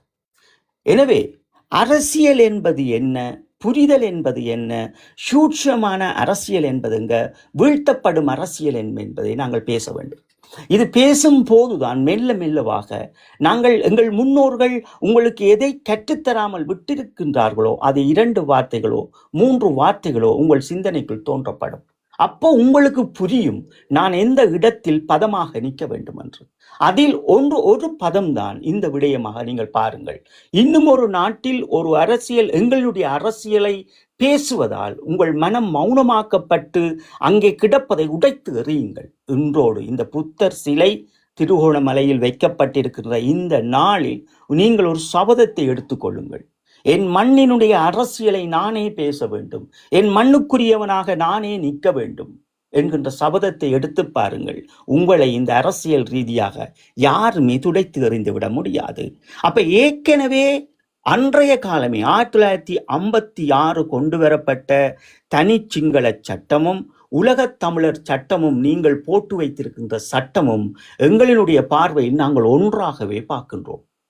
அதே சிங்கள தேசத்துக்காக போராடி அன்றைய காலம் சரியான முறையில் அந்த காயை வழிநடத்தி திருத்தச் சட்டத்தை கொண்டு வந்து தமிழ் மொழியை எப்படி எங்கள் வடக்கு கிழக்கில் நிறுவினார்களோ அதே போன்று எங்கள் மண்ணில் நாங்கள் நிறுவ வேண்டும். இந்த உலக தமிழர் அரசியலில் இருந்து நாங்கள் எம் தேசத்தினுடைய அரசியலை நாங்கள் நிறுவ வேண்டும். அதில் முக்கியமாக நாங்கள் பார்ப்பது சர்வதேசிய அரசியல் என்பது வேறு, இந்த உலக தமிழர் அரசியல் என்பது வேறு, இங்கே இந்த எங்களுடைய தேச அரசியல் என்பது வேறு. ஏன் நாங்கள் அதை சொல்லுகின்றோம் என்றால், நாங்கள் ஒன்று மட்டும்தான், தமிழ்நாட்டில் 8 கோடிக்கு மேற்பட்ட மக்கள் இருப்பதால் இது நாங்கள் பொருளாதார அரசியலாக பார்க்கின்றோம். இன்று நாங்கள் ஆயுதம் ஏந்தி போராடாத ஒரு இனம், ஒரு படைபலம் இல்லாத ஒரு இனம், பொருளாதாரம் என்பதை நாங்கள் முக்கியமாக பார்க்கின்ற போது கை சேர்க்க வேண்டிய தேவை இருக்கிறது. இப்ப கை சேர்ப்பது என்றால் நீங்கள் பொருளாதாரத்திற்குள்ளும் சூட்சம பொருளாதார அரசியல் இருக்கிறது. இந்த பொருளாதார அரசியலை நீங்கள் புரிந்து கொள்ள வேண்டும். எப்படி என்றால், அதுவும் உங்களுக்கு நாங்கள் இந்த இடத்தில் கடமைப்பட்டிருக்கும் சொல்லுவதற்கு. இப்போ ஒரு திரைப்படத்தை நீங்கள் எங்களுடைய வடக்கு கிழக்கில் நீங்கள் உருவாக்குகிறீர்கள் என்றால், அந்த திரைப்படத்தை நீங்கள் வெளியிடும் போது அந்த திரைப்படத்தில் எங்களுடைய மக்களுக்குள் 35 லட்சம் மக்களுக்குள் அதை நீங்கள் சரியான முறையில் உங்களுடைய அந்த பொருளாதாரத்தை கட்டியெழுப்பி விட முடியாது. எனவே தமிழ்நாட்டு மக்களினுடைய 8 கோடி மக்களினுடைய அன்புகளோடும் பண்புகளோடும் அரசியலோடும் நீங்கள் ஒட்டி இருந்தால் தான் அதை கடத்த முடியும். எனவே இந்த பொருளாதார விடயத்தில் மிக கவனமாக இருக்க வேண்டும். எப்படி என்றால், இதே நீங்கள் இந்தியாவில் இருந்து ஒரு நெய்கின்ற அல்லது ஒரு துணிக்கடையில் இருக்கின்ற அவர்களுடைய அந்த துணியை எடுத்துக்கொண்டு எம் மக்களில் அங்கே இருக்கின்ற தைத்தது போன்று கொடுத்தீர்கள் என்றால், அங்கே எங்களுடைய மக்கள் சூட்சுமங்களால் மீண்டும் பாதிக்கப்படுவார்கள். அப்ப நீங்கள் அதையும் பொருளாதாரத்தில் புரிந்து கொள்ள வேண்டும். இதைத்தான் நாங்கள் நிறுத்துவதற்கு பல முடிவு எடுத்திருந்தோம். ஐயா மரியாதைக்குரிய பிக்ஷுவேசன் ஐயாவிடம் இதை நேரடியாக கூட நாங்கள் சென்று உரையாடி இருந்தோம். இவர்கள் பேக்கோடு வந்து குறைந்த விலைக்கு இந்த பொருட்களை விற்று நிறைய பிரச்சனைக்கு உட்படுத்தப்பட்ட விடயங்களும் நாங்கள் அவர் அன்றைய கால முதலமைச்சராக இருந்தபோது அந்த நடவடிக்கையை அப்ப இதெல்லாம் நீங்கள் புரிந்து கொள்ள வேண்டும். எங்களை சுற்றி சூட்சம அரசியல் நடக்கப்படுகின்ற போது அந்த இடத்தில் நிறுத்தி கொண்டு நாங்கள் எந்த அரசியலை கொண்டு வர வேண்டும் என்று இன்று எங்களுடைய கடல் வளங்களை அள்ளிச் செல்லுகின்ற போது அந்த இடத்தில் நாங்கள் தடுக்கக்கூடிய அளவு இந்த அரசியலை வளர்த்துக் கொள்ள வேண்டும். நாங்கள் யாரையும் விமர்சனம் செய்ய தேவையில்லை. ஒன்று கூடல், ஒரு கலந்துரையாடல், எந்த வகையில் இந்த பொருளாதாரம் இருக்க வேண்டும், அதனால் சூட்சம பொருளாதார அரசியலுக்குள்ளும் நாங்கள் எங்களை கட்டமைக்க வேண்டும். அப்ப இன்று எல்லாம் சீரோவாக இருக்கின்றோம். என்னவென்று புரியாது, என்னவென்று தெரியாது, எது பொருளாதாரம் என்று எங்களுடைய சித்தப்பாவோடு இருக்க வேண்டும், மலேசியாவில் பெரியப்பாவோடு இருக்க வேண்டும், சிங்கப்பூரில் சின்னம்மாவோடு இருக்க வேண்டும் என்கின்ற இந்த அரசியல் தத்துவங்கள் தெரியாமல் இன்றைய சமூகம் நீ நான் என்ற வேதங்களோடும் எல்லாமே எனக்கு தெரியும் என்று இன்று எங்களுடைய இந்த தேசத்தினுடைய இந்த புதல்வர்கள் இன்று கார்த்திகை தெய்வங்களுடைய மாதங்களில் நிற்கின்றோம். அவர்களுடைய கௌரவங்களையும் அவர்களுடைய இந்த மடிந்த தியாகத்தினுடைய அந்த வலுவையும் சிதைத்து நிற்கின்றீர்கள். எனவே இதை எப்படி வலுவாக்குவது? இது வலுவாக்க வேண்டும். இது வலுவாக்குவதற்கென்றால் நாங்கள் அரசியலை மேற்கொள்ள வேண்டும். விற்பனை அரசியலை துடைத்து எறிய வேண்டும். அறியாமை அரசியல், இதுதான் நீங்கள் முக்கியமாக பார்க்க வேண்டியது. அறியாமை அரசியல். இந்த அறியாமை அரசியல் தான் அர்ச்சுனா போன்றவர்களுடைய அரசியல் என்பது அறியாமை அரசியல். அதான் இந்த சீமான் அண்ணாவோடு நிற்கின்ற பிள்ளைகளின் உடைய அரசியல். அவர்கள் போராளியாக கூட இருந்தாலும் அவர்கள் ஏன் இந்த அரசியலை அங்கே எங்களுக்கு இந்த அரசியல் வகுப்புகள் எல்லாம் தொடர்ச்சியாக இருந்தது, ஏன் இவர்கள் அதற்குள் செல்லாமல் இருந்தார்கள் என்பது அது எனக்கு புரியவில்லை. அப்படி இல்லாட்டியும் ஏன் அவர்கள் தங்களை வளர்த்து கொள்ளாமல் இந்த சூட்சமான இந்த கபட நாடக அரசியலுக்குள் அறியாமை அரசியலுக்குள் மாட்டிக்கொண்டார்களே மினத்தை என்பதும் எனக்கு புரியாமல் இருக்கிறது. அப்ப பொருளாதாரம் வேறு, உறவு முறை வேறு, ஒரு இனம் விடுதலை அடைவது வேறு. இந்த இனம் விடுதலையாகுவதற்கு இவர்களுடைய பங்கு என்பது வேறு சர்வதேசத்தோடு. அப்ப இந்த சர்வதேசத்தினுடைய இந்த பொருளாதாரங்களும் அவர்களினுடைய அரசியலையும் நாங்கள் எப்படி கையில் எடுக்க வேண்டும் என்பதுதான் ஐயா உருத்திரகுமார் அவர்கள் ஒரு சிறந்த அமைப்பின் பேரோடு இருந்தார். இந்த அரசியலை நீங்கள் ஏன் கட்டமைக்கவில்லை என்பதை நீங்கள் புலத்தில் இருக்கின்ற அமைப்புகளும் ஐயா உருத்திரகுமாரோடும் நீங்கள் நிறைய உரையாட வேண்டிய தேவை இருக்கிறது. அப்ப நாங்கள் ஏற்கனவே போன 2வது கிழமை பேசும்போதும் நாங்கள் சொல்லியிருப்போம், இந்த அரசியலை இலங்கையை பொறுத்தளவில் அந்த இலங்கையை நிறுத்திவிட்டு நாம் எமது வடக்கு கிழக்கில் பொருளாதார அரசியலும் எம் மண்ணின் அரசியலும் எம் மைந்தர்களின் அரசியலும் மடிந்தவர்கள் அரசியலையும் நாங்கள் எம் தேசத்தின் அரசியலையும் நிறுவ வேண்டும் என்றால் இந்த நுண்ணிய அரசியலை கற்றுக்கொள்ள வேண்டும். இந்த நுண்ணிய அரசியல் மூலம்தான் எங்களினுடைய அரசியலை இந்த இந்தியா மிக மிக நுண்ணியமான முறையில் இந்த காய்களை நகர்த்துகின்றார்கள். அது நீங்கள் புரிந்தாலே உங்களுக்கு போதும். இப்ப இலங்கையில் இருந்து இந்தியாவில் இருந்து நாங்கள் விடுதலையாக போறவர்கள் கிடையாது, ஈழத்தமிழர்கள் ஆகியவர்கள். சரியா புரிஞ்சு கொள்ளுங்க. இந்த இடத்துல இதான் சர்வதேச அரசியல். இலங்கையில் வடக்கு கிழக்கை தாயகமாக கொண்ட ஈழத்தமிழர்கள் இந்தியாவால் ஒருபோதும் அவர்கள் தங்களுடைய சுயநிர்ணய உரிமையை பெற மாட்டார்கள். அது இந்தியா அதை செய்யவே தீராது. ஏனென்றால் இந்தியாவினுடைய அரசியல் கோப்புகள் நாங்கள் ஏற்கனவே பேசி இருக்கின்றோம். அவர்கள் ஒவ்வொரு நாடுகளிலும் இருந்து எடுத்து அதை மிக இறுக்கமாக அந்த யாப்புக்களை இந்த மொழிவழி மாநிலங்களாக ஒற்றை ஆட்சிக்குள் கொண்டு வந்து சமஷ்டி முறையை கொடுத்திருக்கின்றார்கள். இதிலிருந்து அவர்கள் இனி மாற மாட்டார்கள். ஏற்கனவே அவர்கள் எல்லாமே எழுதப்பட்டிருக்கிறது. அப்ப நாங்கள் இனி தமிழ்நாடு தனியாக பிரிந்தால்தான் அப்படி ஒரு அரசியலை உங்களால் கட்டமைக்க முடியும். சரியா? இங்கே புரிஞ்சு கொள்ளுங்கள். நீங்கள் தமிழ்நாட்டில் இருந்து விடுதலையாக வேண்டும் இந்தியாவில் இருந்தீங்க என்றால் முதலில் தமிழ்நாடை தனியாக போய் சொல்லுங்கள். இதற்கு பிறகுதான் உங்களுக்குரிய அரசியல் இங்கே கிடைக்கப்படும். எனவே தரனவர்களுக்கு வாய்ப்பு கொடுப்போம். தொடர்ச்சியாக பேசுவோம். இணைந்து கொள்ளுங்கள். மேலே வாருங்கள் பேசுவதற்கு. பேசுங்கள் தரன். நிச்சயமான கீழே ஒரு அன்பற்ற ஒரு கேள்வி இருக்கு. வெளிநாடுகளில் இயங்கும் ஈழம் சார்ந்த அமைப்புகள் ஈழ அரசியல் பேசுகிறார்களா? இதை பற்றி தான் போன இதுலேயும் வந்து நாங்கள் குறிப்பிட்டிருந்தோம். அரசன்னை வந்து ஒரு உதாரணமாக அவற்ற நேரலில் வந்து போன ஒரு விடயம், அதில் வந்து அவற்ற நேர்காணலில் போன ஒரு விடயம், அதில் வந்து அவர் சொல்லியிருப்பார், இங்கே வெளிநாட்டில் வந்து இப்போ 16 வருஷத்துக்கு மேலே செயற்பாடுகள் சொல்லிக்கொண்டு தங்களை வந்து ஆக்கள் அடையாளப்படுத்துகிறார்கள். இந்த கடைசி 16 வருஷத்தில் வந்து நீங்கள் செயல்பட்ட செயல்தான் என்ன? நீங்கள் வந்து அந்த மாவீரர்களுக்காண்டி நீங்கள் என்ன அவர்கள கனவுக்காண்டி நீங்கள் எந்த செயலை வந்து நீங்கள் செய்திருக்கிறீங்கன்ற ஒரு கேள்வியை வந்து எழுப்பியிருந்தார். நாட்காலி அதில் வந்து அவர் வெளிப்படையான குற்றச்சாட்டை வந்து இருந்தார். நாட்காலிகளை பற்றி கொண்டிருக்கிறவங்க வந்து மற்றவர்களுக்கு இடம் விட்டு கொடுங்கள், செயற்படுறவர்களுக்கு வந்து இடம் விட்டு கொடுங்கள் என்ற ரீதியில் வந்து அறிவுரையை வந்து அவர் சொல்லியிருந்தார். ஆனால் ஏன் எங்களோட அமைப்புகள் இவ்வளவு அமைப்புகள் புலத்தில் இருக்கிற அமைப்புகள் எல்லாம் வந்து ஒரு விழிப்புணர்வு எங்களோட மக்களுக்கான விழிப்புணர்வை கொடுக்குறார்களும் இல்லை, ஒரு விமர்சன வெளியால் வந்து தைரியமாக வந்து எங்களுக்கு எதிராக வந்து வெறுறாக்களை வந்து மக்கள் மத்தியில் வந்து விழிப்புணர்வு கொண்டு வந்து அவர்களை அடையாளப்படுத்தவும் வந்து பயந்த பீச்சாடியெல்லாம் இருக்கிறார். என்ன காரணத்துக்காண்டி இதென்ற அதையோட வந்து கீழே அதுக்கு கீழே ஒரு அரசனின் வீடியோக்குள்ள ஒரு கமெண்ட் இருந்துச்சு.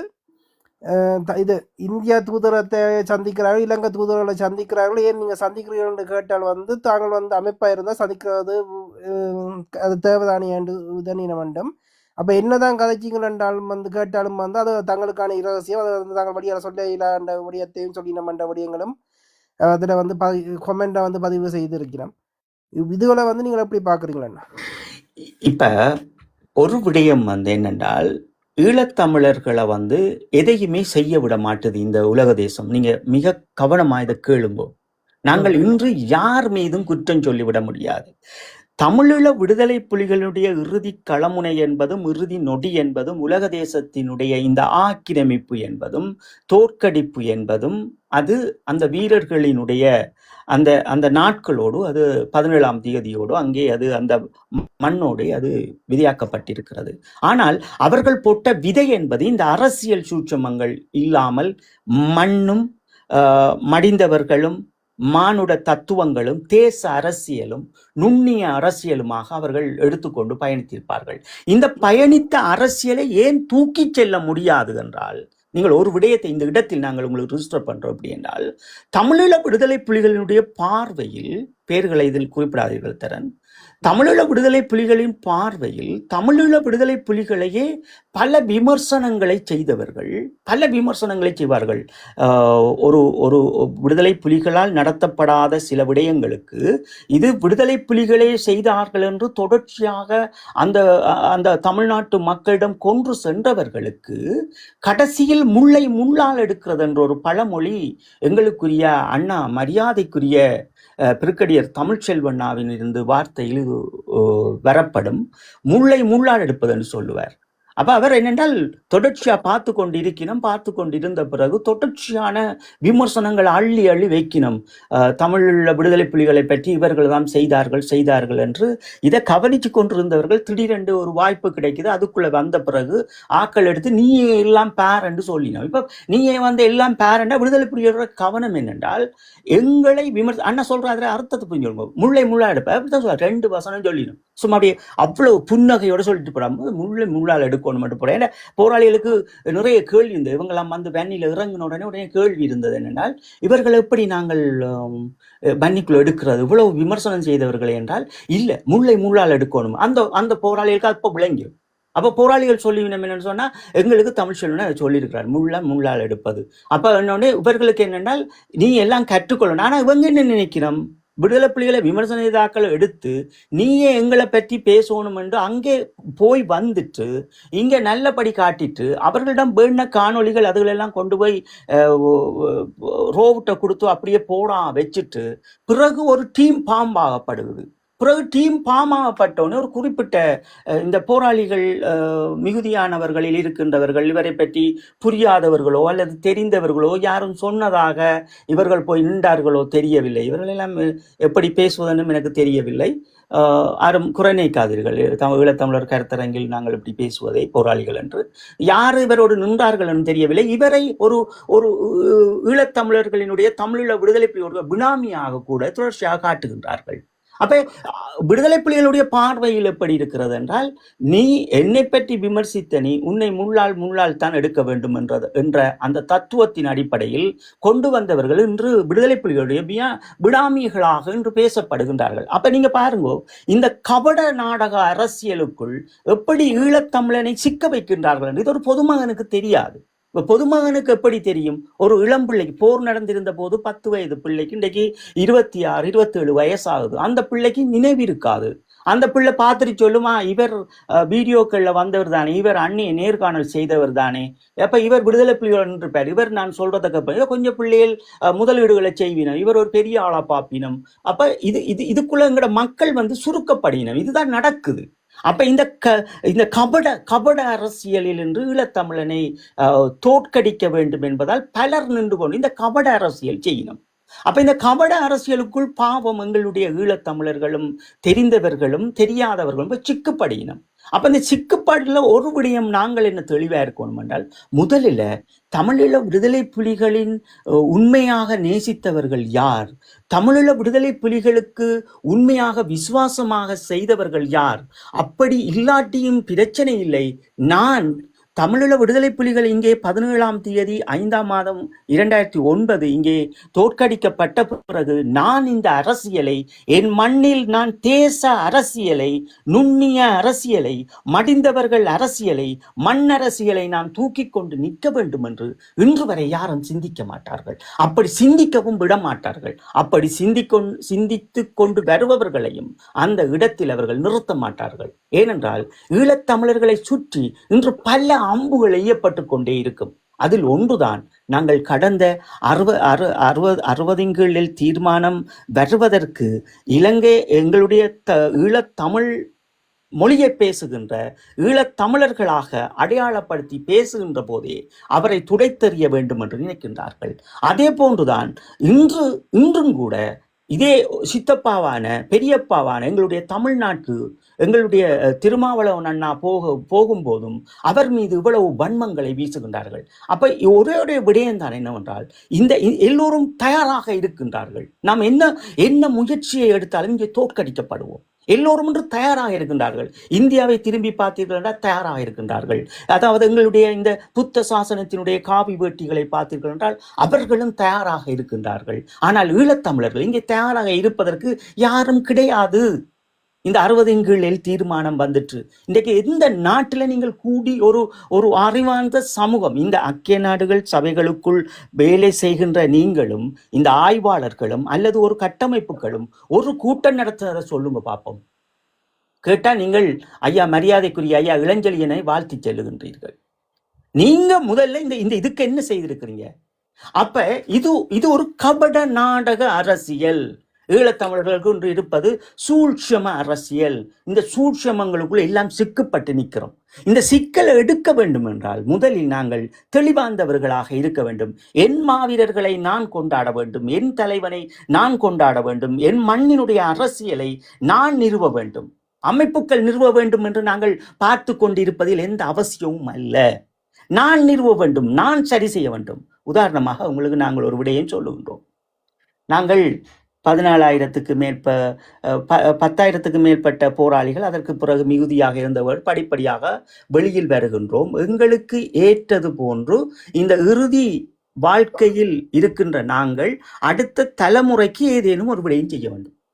இந்த அடுத்த தலைமுறைக்கு ஏதேனும் செய்ய வேண்டும் என்றால் எந்தெந்த வழி இருக்கோ அந்தந்த வழிகளை நாங்கள் பயன்படுத்த வேண்டும்.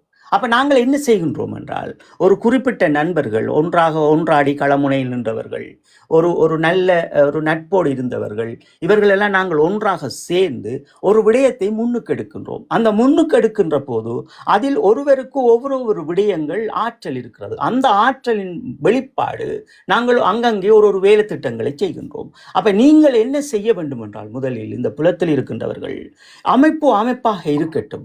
நான் என் மண்ணில் இந்த அரசியலை நிறுவ வேண்டும். எங்களுடைய சித்தப்பா, பெரியப்பா, பெரியம்மா பிள்ளை, சித்தப்பா பிள்ளை, மாமிட பிள்ளை, மாமாட பிள்ளை எல்லாருக்கும் நாங்கள் சொல்லுவோம், இங்க வா பிள்ளை, இங்க வா தம்பி, இந்த அரசாங்கத்தை எல்லாம் நம்பாத. எங்களோட வரலாறு இதுதான் வரலாறு.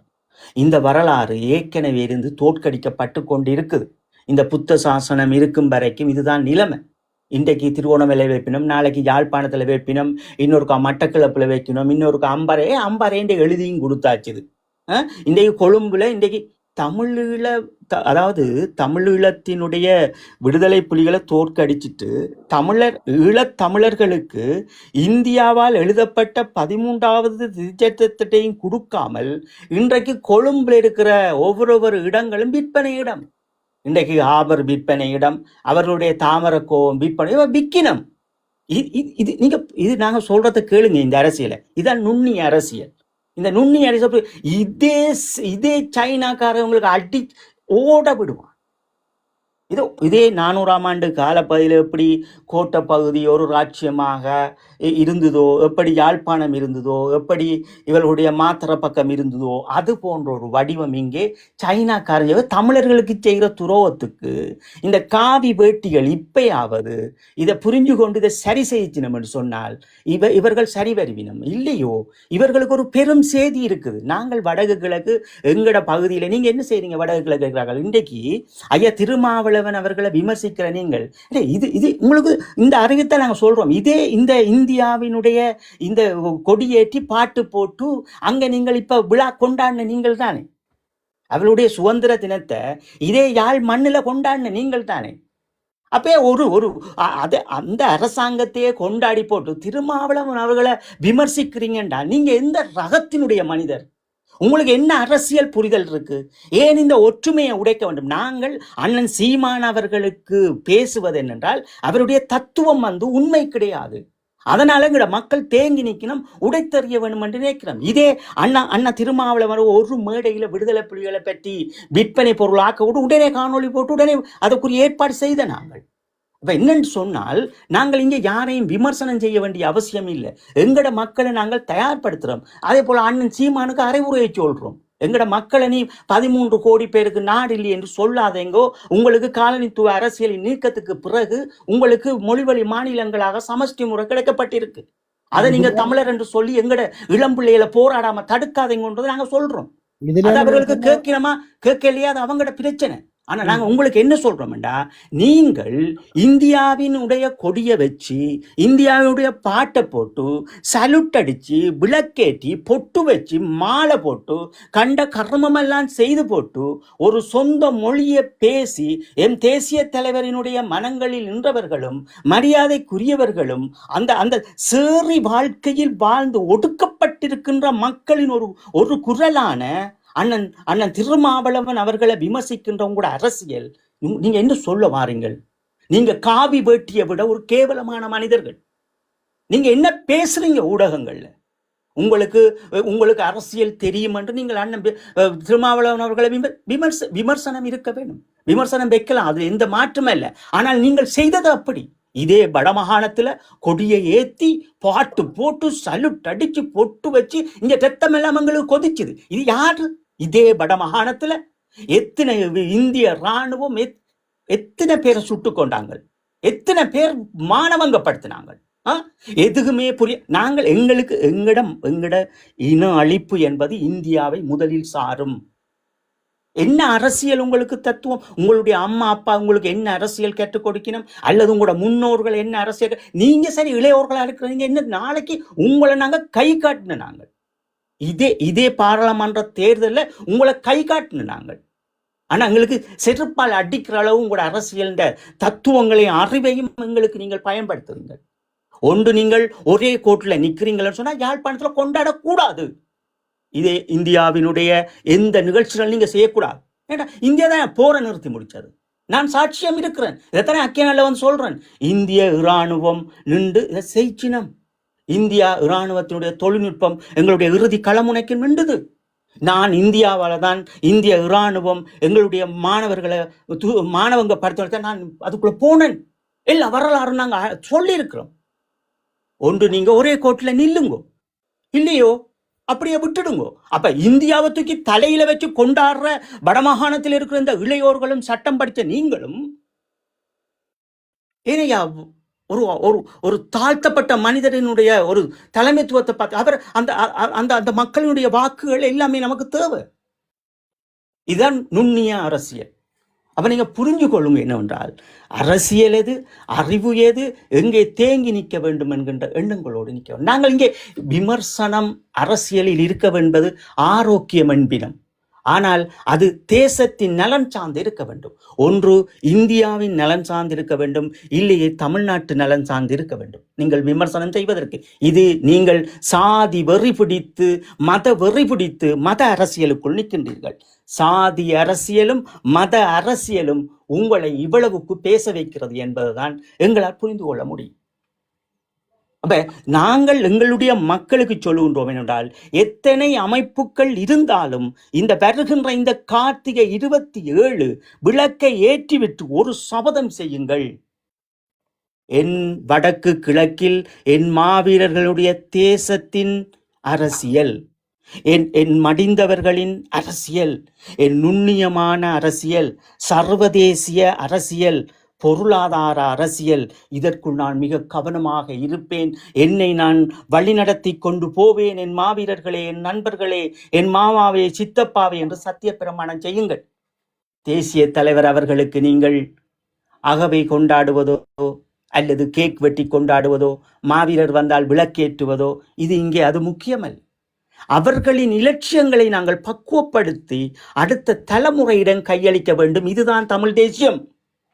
யாரோ ஒருவன் உலக தமிழ் தேசியம் பேசுகின்றோம் என்று அதற்குள் போய் அவன் ஒரு யூடியூப்பாளர்கள் ஒரு குழுக்களாக சேர்ந்து விற்பனையாக்கி வைத்திருக்கின்ற இந்த ஊடகத்துக்குள் போய் ஒரு அரசியல் சமூகம் விலைப்படுகிறது என்றால் இது விற்பனை அரசியல்.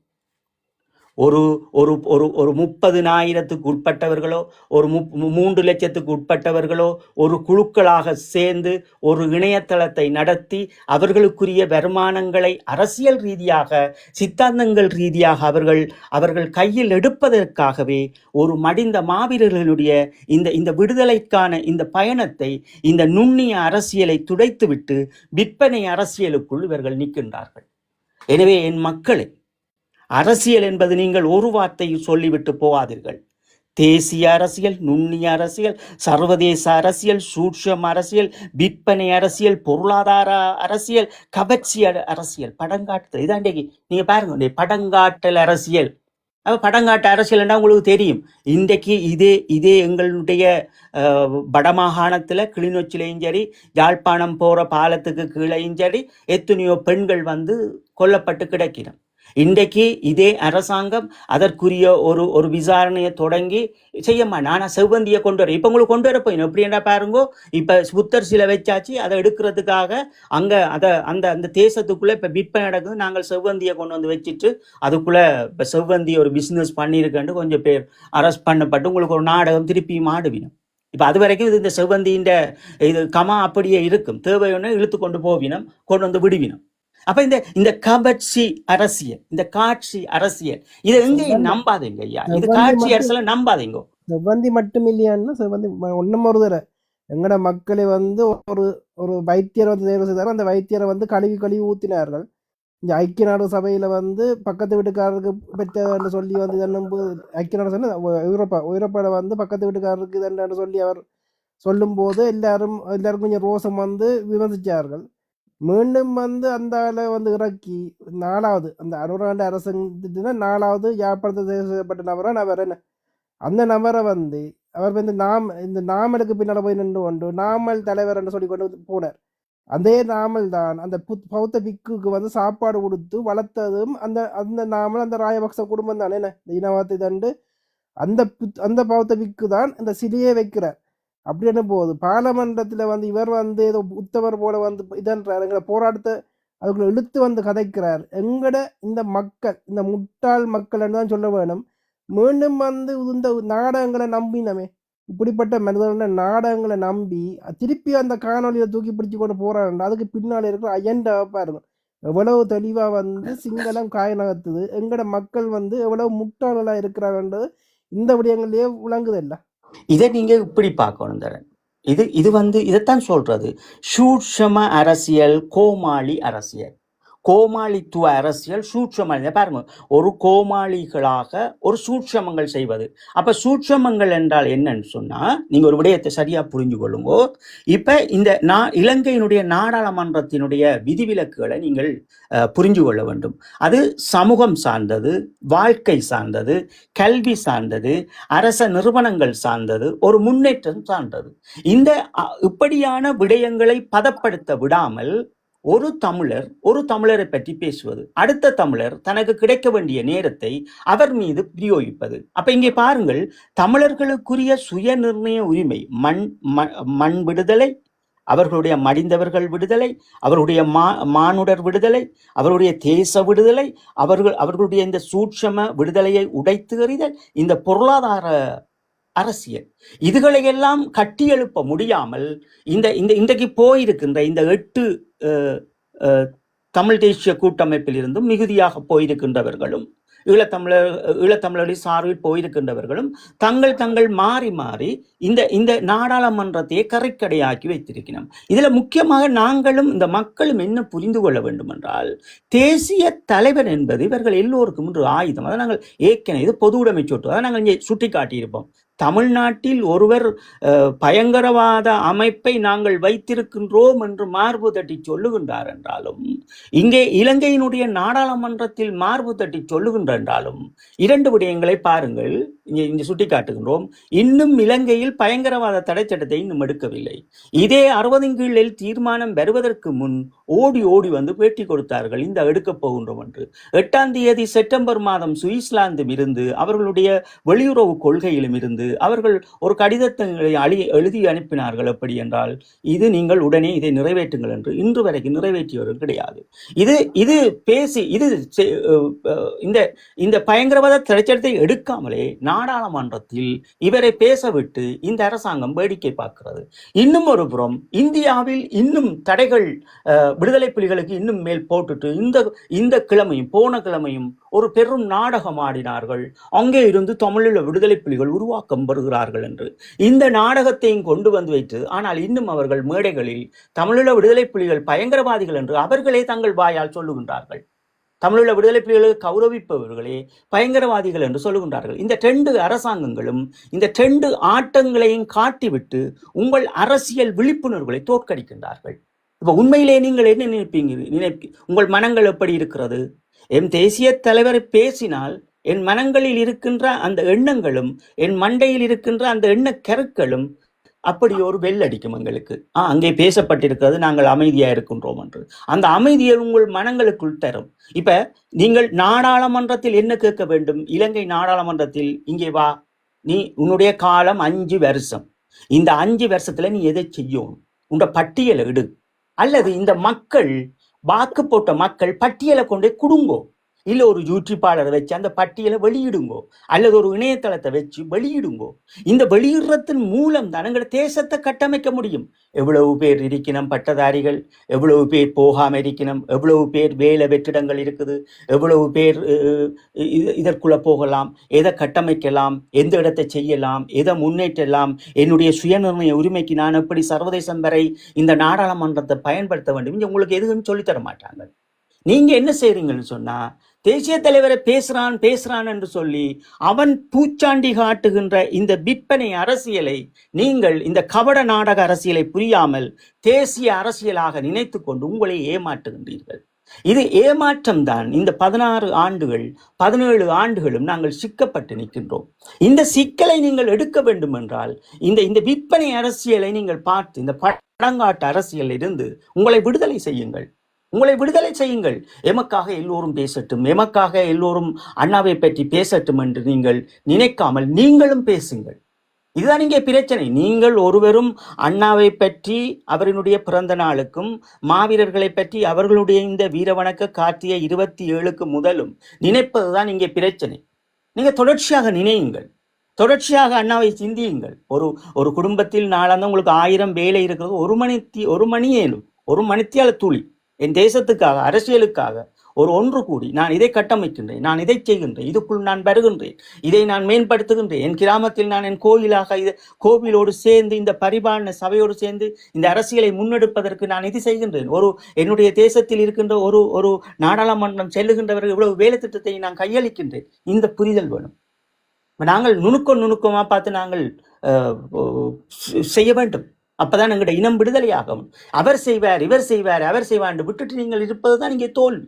அதான் சொல்றோம், தயவு செய்த என் அன்புக்குரியவர்களே, அரசியல் என்ற ஒரு வார்த்தை, அரசியல் என்ன என்பதை மட்டும் கேட்டீர்கள் என்றால் இங்கே 1000 வினாக்களும் 1000 விடைகளும் இருக்கிறது. எம் உள்ளுக்குள் இருக்கின்ற உணர்வுகளில் இருந்து நாம் அன்றாடம் வாழுகின்ற வாழ்க்கை வரை இந்த அரசியல் எம்மோடு ஒட்டி இருக்கிறது.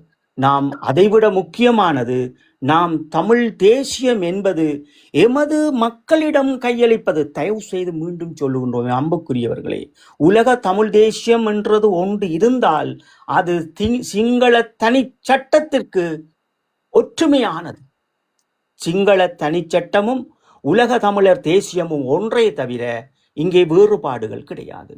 உண்மையிலேயே நீங்கள் ஒரு நுண்ணிய அரசியலோடு, தேசிய அரசியலோடு, மடிந்தவர்கள் அரசியலோடு, பொருளாதார அரசியலோடு நீங்கள் எழுந்து நிற்க வேண்டுமென்றால் எங்கள் அரசியலை நாங்களே பேசுவோம், எங்கள் அரசியலுக்காக நாங்களே எழுந்து நிற்போம். அதிலும் முக்கியமாக இந்த வடமாகாணம் கிழக்கு மாகாணத்தில் இன்று முதலமைச்சருக்காக பல நாடகங்களை, கபட நாடக அரசியலை ஆட பார்க்கின்றார்கள். இதை நாங்கள் முறியடிக்க வேண்டும். எம் கட்சிக்குள் இதில் நீங்கள் சொல்லும்போது தான் இங்கே வெளிநாட்டில் இந்தியாண்ட நிலச்சினல் படி சிங்களத்தின் நீதிபதி ஐநாவை மீது புற்றுநோய் என்ற குற்றச்சாட்டை சொல்லியிருந்தார். இந்த புத்தர் சில விவகாரத்தில் அந்த நீதிபதி அங்கே இருக்கிறார், அவர் ஒரு கருத்து தெரிவிக்காமல் இருக்கிறார். அது ஆச்சரியமா இல்லையாண்ணா? இப்ப இதை நாங்கள் எதிர்பார்த்தவர்களே கிடையாது. அவர் வாழும் வரைக்கும் அவர் எதிலையும் பங்கு கொண்டவரும் கிடையாது. இந்த காணி இராணுவம் இருக்குது, விடுதலை வேணும் என்று அவர் யாழ்ப்பாணத்துல எந்த இடமும் அவர் செய்தவர் கிடையாது. கிட்டத்தட்ட யாழ்ப்பாணம் KKS ரோட்ல பார்த்தீங்கன்னு சொன்னா அது நிறைய வழிந்த பகுதிகளாக இருந்தது நாங்கள் சிறையிலிருந்து வந்த பிறகு. அதே போன்றுதான் பலாலி ரோட்டை பார்த்தீங்கன்னா அப்படித்தான் இருந்தது. இது மெதுவாக நீதிபதி என்றால் ஒரு நீதியான மனப்பாங்கு கொண்டவர் நீதிபதி. அப்படின்றைக்கு மக்களுக்கு எல்லாரும் சமத்துவமா இருக்கணும், நல்லா இருக்கணும் என்ற ரீதியில அவற்றை செயற்பாடு இருக்கணும். சொந்த இனமே பாதிக்கப்படும் போது அதை பார்த்து கொண்டு கடந்து போய்கொண்டு சிங்கள நீதிக்கும் சிங்கள அங்க சிங்களத்துல எங்க தமிழர்களுக்கு சிங்களத்துல எங்க நீதி இருக்கு, தமிழர்களுக்கு மீது அடிமையான அடக்குமுறை தான் இருந்தது. அதையும் ஒருவர் நீதிபதினு சொல்லிக்கொண்டு பார்த்து கொண்டு இருந்தார் என்றால் அது எப்படி அவர் ஒரு நல்ல மனிதர் எங்களுடைய சிங்கள் நீதித்துறைக்கு கைது பாராட்டு விழா நடத்துது, அதையும் எங்களுடைய பல பேர் அதை பாராட்டி கதைக்கிற விடியம் எப்படி அதை பாக்குறீங்க? நான் உங்களுக்கு ஏற்கனவே இந்த பதிவு நான் சொல்லியிருப்பேன். அதுல முக்கியமா நான் பதிவிட்ட பதிவுல முக்கியமா சொல்லியிருப்பேன், எல்லாத்துக்கும் மரியாதைக்குரிய ஐயா நீதியரசர் இளஞ்செழியன் அவர்களை குறிப்பிட முடியாது. சூட்சமான அரசியல் இருக்குது. இந்த சூட்சமான அரசியல், இந்த அரசியல் தெளிவில்லாதவர்களை அந்த அவர்கள் இருந்த இந்த இருக்கையோடு கட்டி போட்டு வைத்திருந்தது அன்று. அதற்கு பிறகும் நான் அந்த காணொளியை பார்த்து ஆய்வுகள் செய்த பிறகு எமக்கு கிடைத்தது ஒரே விடயம்தான். இந்த சூட்சமான அரசியலும் இன்று நாங்கள் இந்த அரசியலை பற்றி பேச வேண்டும் என்று எடுத்துக்கொண்ட விடயமும் தொடர்ச்சியாக நாங்கள் எங்கள் மரியாதைக்குரிய அண்ணா தமிழ்ச்செல்வண்ணா அவர்கள் கற்றுக் கொடுத்த எல்லா வித்தைகளும் மறந்து நிற்கின்ற சமூகமாக இன்று நிற்கின்றார்கள்.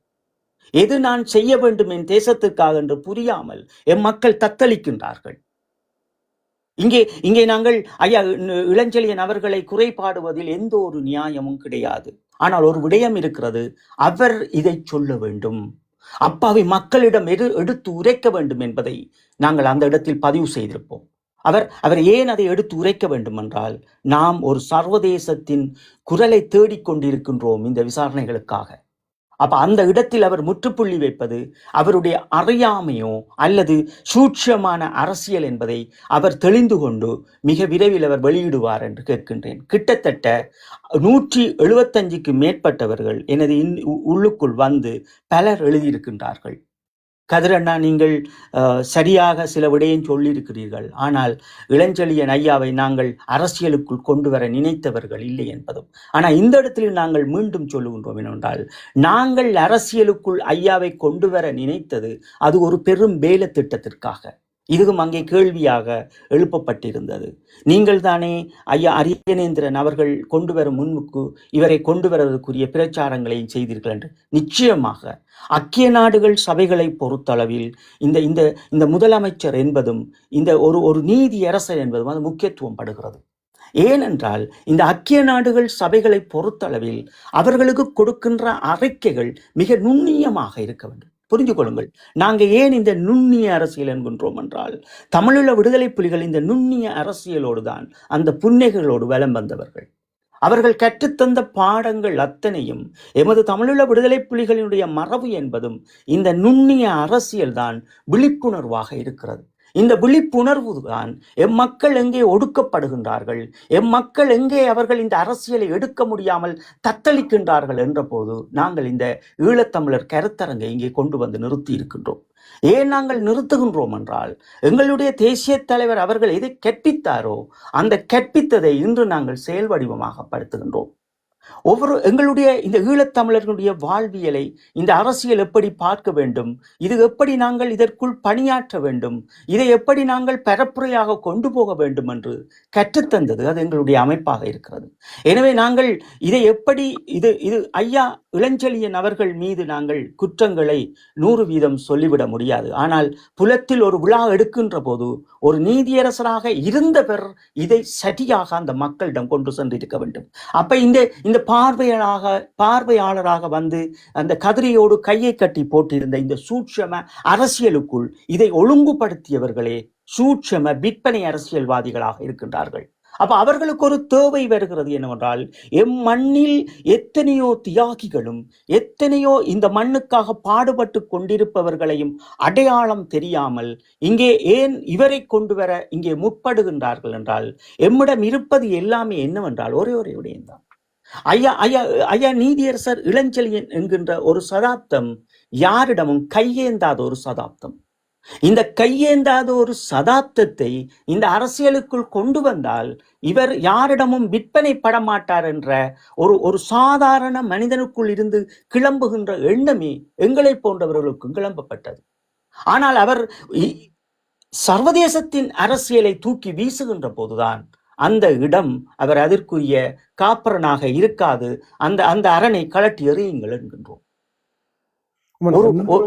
இப்ப புலத்துல நடக்குது. எங்கட மாவீரர் நாள் முடிஞ்சு கழிஞ்சு 2வது நாள்லயே வந்து பரிசுல மீண்டும் வந்து ஒரு இசை கச்சேரி இசையமைப்பாளர் தேவாவை கூட்டிக்கொண்டு வந்து அது வந்து எங்கட அமைப்புகளை வச்சு கொண்டிருக்கிறவர்கள் இதையும் செய்கிறார்கள். இதை வந்து நீங்கள் எப்படி பாக்குறீங்களா? இது நீங்கள் ஏற்கனவே சகோதரர் ரோமன் இல்ல, இது ஏற்கனவே ஒரு பதிவு விடப்பட்டிருக்கிறது. சகோதரர் கஜன் அவர்கள் ஒரு பதிவிட்டிருக்கின்றார்கள் கேட்டுட்டு. இங்கேயும் அவர் அதில் 2 விஷயம் மிக தெளிவாக குறிப்பிட்டிருந்தார். இந்த நிகழ்ச்சியை நடத்துபவர்கள் எம்மவர்கள் தான், ஆனால் அவர்களிடம் சொல்ல முடியாது. ஆனால் நீங்கள் இதை சொல்லுங்கள். இதுதான் இங்க பாருங்கள், இன்று நாங்கள் பேசிய இந்த அரசியல், நுண்ணிய அரசியல், விற்பனை அரசியல், பொருளாதார அரசியல் என்று பார்க்கின்ற போது மடிந்தவர் அரசியல் இது பிழைப்பு அரசியல். இந்த பிழைப்பு அரசியல் ஏன் வருகிறது என்றால், இந்த சூட்சம அரசியல் இங்கே இருக்கிறது. இந்த சூட்சம அரசியலை எம் வடக்கு கிழக்கில் பூர்வீகத்தை கொண்ட ஈழத்தமிழர் ஒன்று புரிந்து கொள்ள வேண்டும். எப்படி என்றால், இந்த மடிந்த மாவீரர்களுடைய அரசியல் என்பது 17ஆம் தேதி இந்த கார்த்திகை, இப்ப 27ஆம் தேதி கார்த்திகை, இந்த மாதம் வரை அது அவர்களுக்காகவே எங்கள் இல்லங்கள் தோறும் கொடிகளும் நாங்கள் அவிட்டு எறிந்து விடாமல் அந்த எண்ணங்களோடும் மாவீரர் பாடல்களோடும் எங்கள் தேசங்கள் பலம் வந்த காலங்களோடு எங்கள் செவிகளில் உரைத்திருக்கும். ஆனால் ஏன் இந்த புலத்தில் இந்த அரசியல் மேம்படுத்தப்படுகிறது என்றால், இந்த 27ஆம் தேதி விளக்கு ஏற்றிய பின் இந்த சபதங்களை, இன்று நாங்கள் பேசிய சபதங்களை எடுக்கின்ற இளையோர்களும் மக்களும் இங்கே மீண்டும் அவர்கள் அந்த சூட்சமான அரசியலுக்குள், இந்த பொருளாதார விற்பனைக்குள் சேர வேண்டும். அப்ப இதிலிருந்து நாங்கள் ஒரு விடயத்தை புரிந்து கொள்கின்றோம் என்னவென்றால், இந்த சர்வதேசம் என்பதும் இந்த உலகத்தில் இருக்கின்ற இந்த இந்தியா என்கின்ற இந்த கல்சரை, நான் எப்போதும் சொல்லுவது அதுதான், இந்த இந்தியாவுக்கு என்னதான் பிரச்சனை, என்னுடைய சுய நிர்ணய உரிமையில் உனக்கு என்னதான் பிரச்சனை? அப்போது ஒன்றுதான், இந்த இந்த இந்த மக்கள் மீண்டும் தயாராகி விடுவார்கள், போதிக்கப்படுவார்கள். 27ஆம் தேதி கல்லறைகளில் சென்று வருகின்ற போது அவர்களின் மனங்களும் அவர்களுடைய உணர்வுகளும் உயிர்களும் அந்த இலட்சியத்தை தூக்கி நிறுத்துவார்கள் என்ற போது இந்த இடத்தில் அவர்கள் நிறுத்த வலிக்கிடுகிறார்கள். அந்த நிறுத்தலும் அடிப்படையில் தான் இந்த சூழ்ச்சமக்காரர்கள், இந்த கபடதாரிகளினுடைய அரசியல் இங்கே அரங்கேற்றப்படுகிறது. இது கோமாளிகளினுடைய இந்த பொருளாதாரம், இது கோமாளிகளினுடைய அரசியல். இவர்கள் என்ன நினைக்கின்றார்கள் என்றால், 27ஆம் தேதி விளக்கேற்றிய பின் நாங்கள் 29ஆம் தேதி இதை நடத்தினால் இதையெல்லாம் மறந்து விடுவார்கள் என்று நினைக்கின்ற இந்த நுட்பமான அரசியலுக்குள் பழக்கப்பட்டு விட்டார்கள். இது இன்று நேற்று நடந்ததல்ல. நீங்களும் ஏஆர் ரஹ்மான் வருகின்ற அந்த நிகழ்ச்சியை அதை பல விடயங்கள் கொண்டு நிறுத்தி இருப்பீர்கள்.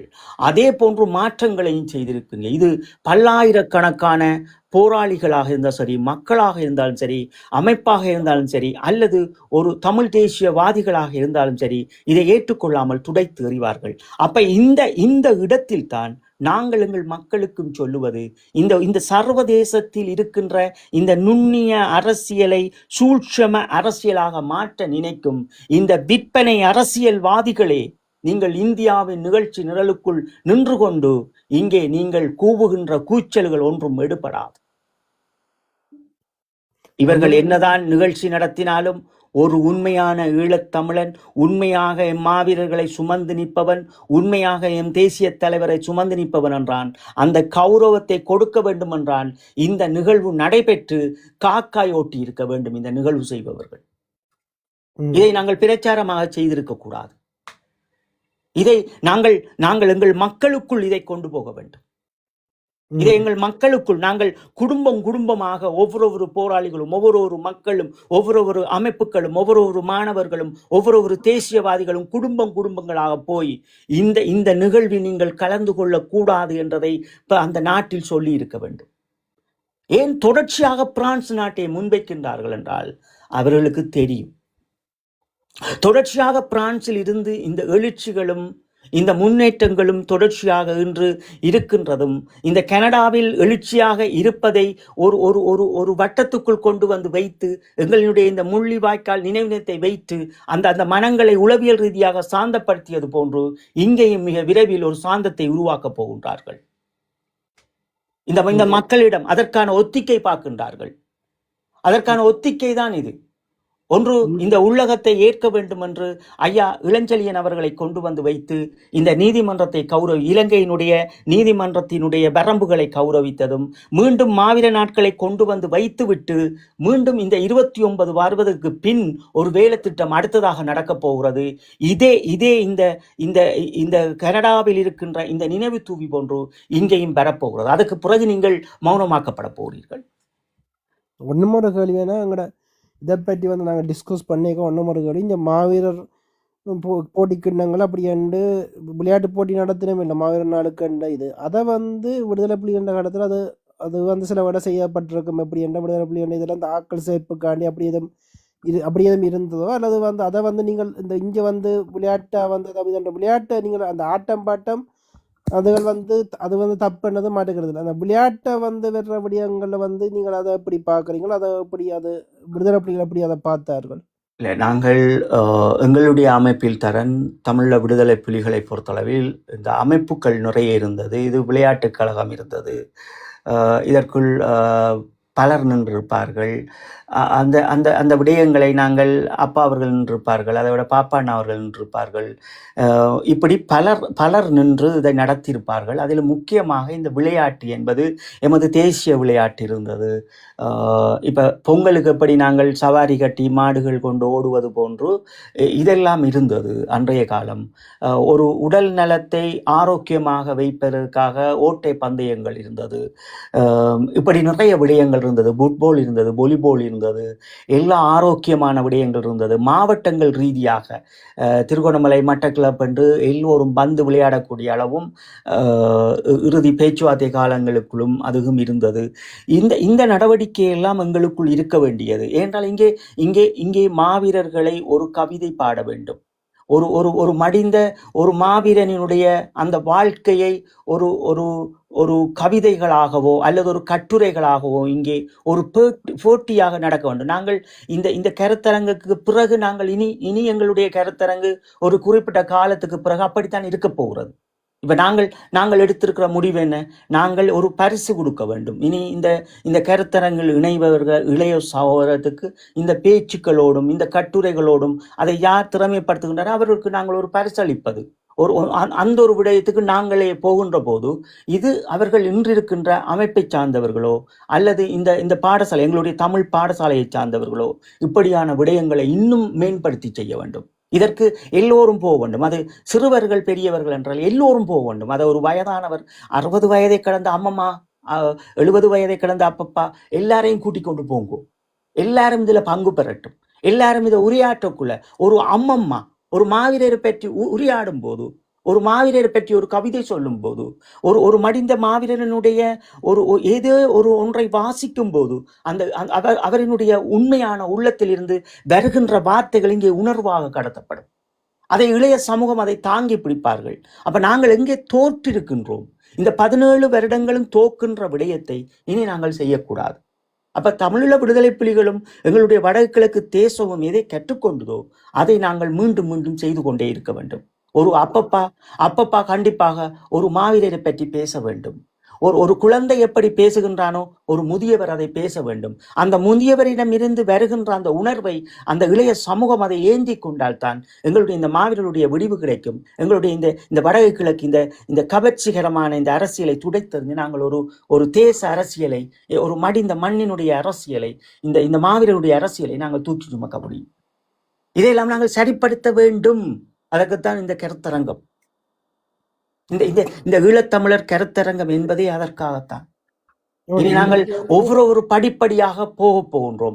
எதை எங்களுடைய தலைவர் இதை கற்பித்தாரோ அந்த கற்கை நெறியை நாங்கள் இன்று கொண்டு போகின்றோம். எதை எங்களுடைய மரியாதைக்குரிய அண்ணா தமிழ்ச்செல்வண்ணா அவர்கள் இந்த புலம்பெயர் தேசங்களில் எங்கும் நடமாடினாரோ அந்த உண்மை செய்திகளோடு அதையும் நாங்கள் எங்கள் மக்கள் மத்தியில் கொண்டு போகின்றோம். இதையெல்லாம் ஏன் செய்ய வேண்டும் என்றால் இது தேவை இருக்கிறது. அதற்காக நாங்கள் ரோட்டில் நின்று ஆடுவது இது எழுச்சிகரமான விடயம் அல்ல. ஒரு முள்ளிவாய்க்காலினுடைய நினைவு நாள் என்பது நாங்கள் ஆட வேண்டிய நாட்கள் அல்ல. ஒரு 50 பேர் 50 செய்தியை சொல்ல வேண்டிய நாள். 4 மொழிகளில் 40 செய்தியை சொல்ல வேண்டிய நாள். உங்களை மாற்றிக்கொள்ளுங்கள். இதை மாற்றிக்கொண்டாலே போதும். வடக்கு கிழக்கில் உங்களுக்கு எல்லாம் புரியும். யாரு கபட அரசியல், இந்த முதலமைச்சர் நாற்காலிக்கு யார் ஆசைப்படினும், இந்த முதலமைச்சர் நாற்காலியை வச்சு கொண்டு வர என்ன நாக்கு வலிக்க போற எல்லாம் தெரியவன். அப்ப எங்களுக்கு தெரியும் இந்த முதலமைச்சர் நாற்காலியில அமர்றவர் எவ்வளவு பெரிய வேலை திட்டங்களை செய்ய முடியும். இந்த மண் விடுதலை என்ன, மக்களுடைய வாழ்வியல் அரசியல் என்ன, எல்லா அரசியலையும் முதல் புரிந்து கொள்ள வேண்டும், அதை பக்குவப்படுத்தி கொள்ள வேண்டும். அப்படி ஒருவரை நாங்கள் தேர்ந்தெடுக்க வேண்டும். அது யாராகவும் இருக்கலாம். ஆனால் அது தகமையாக இருக்க வேண்டும். அது நீங்கள் கூடி அந்த முடிவை எடுக்க வேண்டும். எம் மண்ணினுடைய அரசியலை எவன் ஒருவன் அடுத்த சமூகத்திற்கு கையளிக்க வேண்டும் என்று நினைக்கின்றார்களோ அவர்கள் எம் மண்ணின் சிறந்தவர்களாக ஆக்கப்படுவார்கள். இது நான் சொன்னது கிடையாது, எம் அமைப்பு சொன்ன விடயம். ஏன்னா நாங்கள் பல முறை எங்களுடைய அமைப்புகளை சொல்லி எங்களுடைய காணொளிகளும் எங்களுக்கு இந்த இணையதளங்களை முடக்குவதற்கும் பல வேலை திட்டங்கள் நடந்து கொண்டிருக்கிறது. நாங்கள் இதையும் கடந்து தான் போகிறோம், திருப்பி திருப்பி வரத்தான் போகிறோம். எங்களுடைய வேலை திட்டம் தொடர்ச்சியாக பல மடங்கு போய்க்கொண்டு தான் இருக்க போகிறது. நாங்கள் இதற்குள் சலித்தவர்களும் கிடையாது, அல்லது நாங்கள் யாரிடமும் ஓடிப்போய் நிற்பவரும் கிடையாது. எங்களுக்கு ஒரு ஒரு இந்த உலகத்தில் ஒரு வரம் கிடைத்தது. அந்த வரத்தை நாங்கள் எங்கள் காலத்தை சரியாக பயன்படுத்தினோம். இன்று இவர்களை பார்க்கும்போது அதை நாங்கள் எமக்கு தெரிந்ததை நாங்கள் கடத்துகின்றோம். இதற்குள் நல்லதை எடுங்கள், கெட்டதை விடுங்கள், அவ்வளவுதான். நிச்சயமா இது இன்றைக்கு வந்து நாங்கள் எங்கள் 40வது கருத்தரங்க அமர்வில் வந்து நிற்கிறோம். ஆரம்பத்தில் ஒன்றில் இருந்து மெதுவாக எங்களோட இனம் வந்து சாக்கடியா ஓட வேண்டிய ஒரு 6 மாய் ஓட வேண்டிய ஒரு இனம் வந்து ஒரு இடத்துல சாக்கடியா தேங்கி நின்று துர்நாற்றம் வீசுன்ற இதை வந்து இப்படி எடுக்கிறன்ற ரீதியிலான் இந்த கருத்தரங்கையை வந்து நாங்கள் ஆரம்பிச்சிருப்போம். என்ன இதில் வந்து இவ்வளவு நாள் இவ்வளவு எப்படி போனோன்னே தெரியாது 40 கருத்தரங்கத்துக்கு வந்து நிற்கிறோம். என்னென்ன இதை வந்து எப்படி பார்க்குறீங்க? கண்டிப்பா. இப்ப நாங்கள் பேசிக்கொண்டிருந்த நாங்கள் கருத்தரங்காகவே ஏன் ஈழத்தமிழர் அடையாளங்களோடு செய்ய வேண்டும் என்பது, இங்கே நடக்கின்ற இந்த புலத்தில் நடக்கின்ற பல நிகழ்வுகள், பல சந்திப்புகள், இதுகளெல்லாம் என்ன செய்தியை சொல்லுகிறது என்றால், எம் அடையாளத்தை தொலைப்பதற்காக பலர் நின்று தேசியவாதிகளாக தங்களை காட்டிக்கொண்டு பல நடவடிக்கையை மேற்கொள்கின்றார்கள். அதனால் தான் நாங்கள் மீண்டும் சொல்லுகின்றோம், ஈழத்தமிழன் என்று சொல்லி பாருங்கள். இந்த கார்த்திகை தெய்வங்களினுடைய அந்த தியாகத்தை தாங்கி நிற்கின்றீர்கள். எனக்கு ஒரு நல்ல விடயம் என்னவென்றால், இன்று எங்களினுடைய ஈழத்தமிழர்கள் யூடியூப்பாளர்கள் ஒரு சில தம்பிமார் உங்கள் எல்லோருக்கும் வாழ்த்துக்களும் நன்றிகளும். இதுவரை பதிவிடாத நீங்கள் இந்த ஈழத்தமிழர் கருத்தரங்கன் ரீதியா என்னவோ ஈழத்தமிழர்கள் என்று நீங்கள் பதிவிடுகின்ற அந்த வார்த்தை, உங்களை நாங்கள் போற்றுகின்றோம். இந்த வார்த்தையை விடாமல் இந்த உலகப்பரப்புக்கும் இந்த காவி வேட்டி அணிந்தவர்களுக்கும் மீண்டும் மீண்டும் ஒரு செய்தியை சொல்லிக்கொண்டே இருங்கள், நாங்கள் ஈழத்தமிழர் ஈழத்தமிழர் என்று. அப்போதுதான் இவர்கள் அடங்குவார்கள். இல்லையேல் இதே 1956 எப்படி ஒரு தனி சிங்கள சட்டத்தை கொண்டு வந்து, எப்படி அன்றைய காலம் இருந்த அரசியல்வாதிகளும் இளையோர்களும் மக்களும் ஒன்று சேர்த்து இந்த திருத்தச் சட்டத்தை கொண்டு வந்து இன்று நாங்கள் எங்கள் ஈழத் தமிழர்களின் அடையாளத்தை எங்கள் வடக்கு கிழக்கில் நாங்கள் நிறுவி வைத்திருக்கின்றோமோ, அந்த வடிவத்தை மீண்டும் நாங்கள் தயார் செய்ய வேண்டிய தேவை இருக்கிறது. 1000 கிளர்ச்சி என்பதும் 1000 இராணுவ ஒரு மேம்பட்ட இந்த நகர்வு என்பதும் இன்று உலகம் அதில் நாங்கள் உடன் செல்லுவதற்கோ அல்லது இனி வருகின்ற சமூகமோ அது அவர்களுடைய கையில் இருக்கிறது. ஆனால் நாங்கள் எங்களினுடைய மக்களுக்கு இந்த சர்வதேசத்தினுடைய இந்த சர்வதேச அரசியலுக்கு என்னென்ன தேவையோ அதைத்தான் நாங்கள் செய்கின்றோம். என் அன்புக்குரியவர்களே, நீங்கள் இந்த அமைப்பு வைத்திருக்கின்ற நீங்கள் உடன் இந்த ஈழத்தமிழர் தலைமைச் செயலகம் என்கின்ற ஒரு அமைப்பை எப்படியாவது உங்களுக்குள் கொண்டு வாருங்கள். அதற்கு பிறகு இன்னும் பல மாற்றங்கள் உங்களுக்குள் பார்க்க போகின்றீர்கள், பார்ப்பீர்கள் என்ற நம்பிக்கையோடு நாங்கள் இன்று இந்த கருத்தரங்கை நாங்கள் நிறைவு செய்ய போகின்றோம். பலர் வந்து ஐயா இளஞ்செழியன் அவர்களுக்காக எழுதியிருக்கின்றீர்கள். ஐயா இளஞ்செழியன் அவர்களை நாங்கள் விமர்சனம் செய்வது என்பது, இதை நீங்கள் விமர்சனமாக எடுத்தீர்கள் என்றால் அது உங்களுடைய அறியாமை என்பதை மட்டும் தயவு செய்து புரிந்து கொள்ளுங்கள். இங்கே சுட்டி காட்டியிருக்கின்ற விடயங்கள் அத்தனையும் மாவீரர்களினுடைய தியாகங்களை நாங்கள் பாதுகாக்க வேண்டும். அடுத்த தலைமுறையிடம் எங்கள் மாவீரர்களின் கௌரவங்களை நாங்கள் கையளித்து விட வேண்டும் என்பதற்காக இந்த ஈழத்தமிழர் கருத்தரங்கமே தவிர இங்கே யாரையும் எதற்காகவும் அவமானப்படுத்துவதற்கு இல்லை என்பதை மீண்டும் நாங்கள் கூறிக்கொண்டு, நாங்கள் ஒரு தெருவில் நின்றவர்களோ அல்லது ஒரு வருமானத்துக்காகவோ இந்த கருத்தரங்கை செய்தவர்கள் அல்ல. எமக்கு எம் மண்ணின் மைந்தர்களோடு இதே மாவீரர்களோடு ஒன்றாக நின்ற நாங்கள் மிகுதியாக இருக்கின்ற காலங்களை எங்களால் முடிந்த அளவு எல்லா பக்கங்களும் இந்த அடுத்த தலைமுறையிடம் சரியான ஒரு அரசியலையும் சரியான ஒரு புரிதலையும் எமது அடையாளத்தையும் தருவதற்காகவே இந்த ஈழத்தமிழர் கருத்தரங்கில் நாங்கள் இணைந்து கொண்டு நிற்கின்றோம். எனவே தம்பி தரன் அவர்களுக்கு நன்றியை கூறி, இன்று கேட்டவர்களுக்கும் வந்து மேலே வராமல் சென்றவர்களுக்கும் நன்றியை கூறிக்கொண்டு நாங்கள் விடைபெறப் போகின்றோம். மீண்டும் ஒரு கருத்தரங்கில் சந்திப்போம். முக்கியமான வந்து கேட்டுக்கொண்ட அனைவருக்கும் மிக்க நன்றிகள். 40வது கருத்தரங்குக்கு வந்து நிற்கிறோம். இது ஒன்றும் எவ்வளவு தூரம் எங்களோட பயணம் அமையுது இப்படி என்றது நீங்கள் கடத்துறதை பொறுத்து தான். நீங்கள் வந்து எங்களுடைய வந்து கேட்டுக்கொண்டு இருந்துட்டு போகிறது மட்டும் பிரயோசனம் இல்லை. அதை வந்து உங்களோட பிள்ளைகள் உங்களோட உறவினர்கள் என்று எல்லார்ட்டையும் நீங்கள் கடத்தும் போது தான் எங்களோட இனம் வந்து விழிப்படைஞ்சு அடுத்த கட்டத்துக்கு நகர்றதுக்கான ஒரு வழியை வந்து அவர்கள் உருவாக்குவார்கள். மீண்டும் அடுத்த நேர்காணலில் வந்து சந்திக்கும் வரை விடைபெற்றுக் கொள்வது ஈழத்தமிழர் கருத்தரங்கம். நன்றி, வணக்கம்.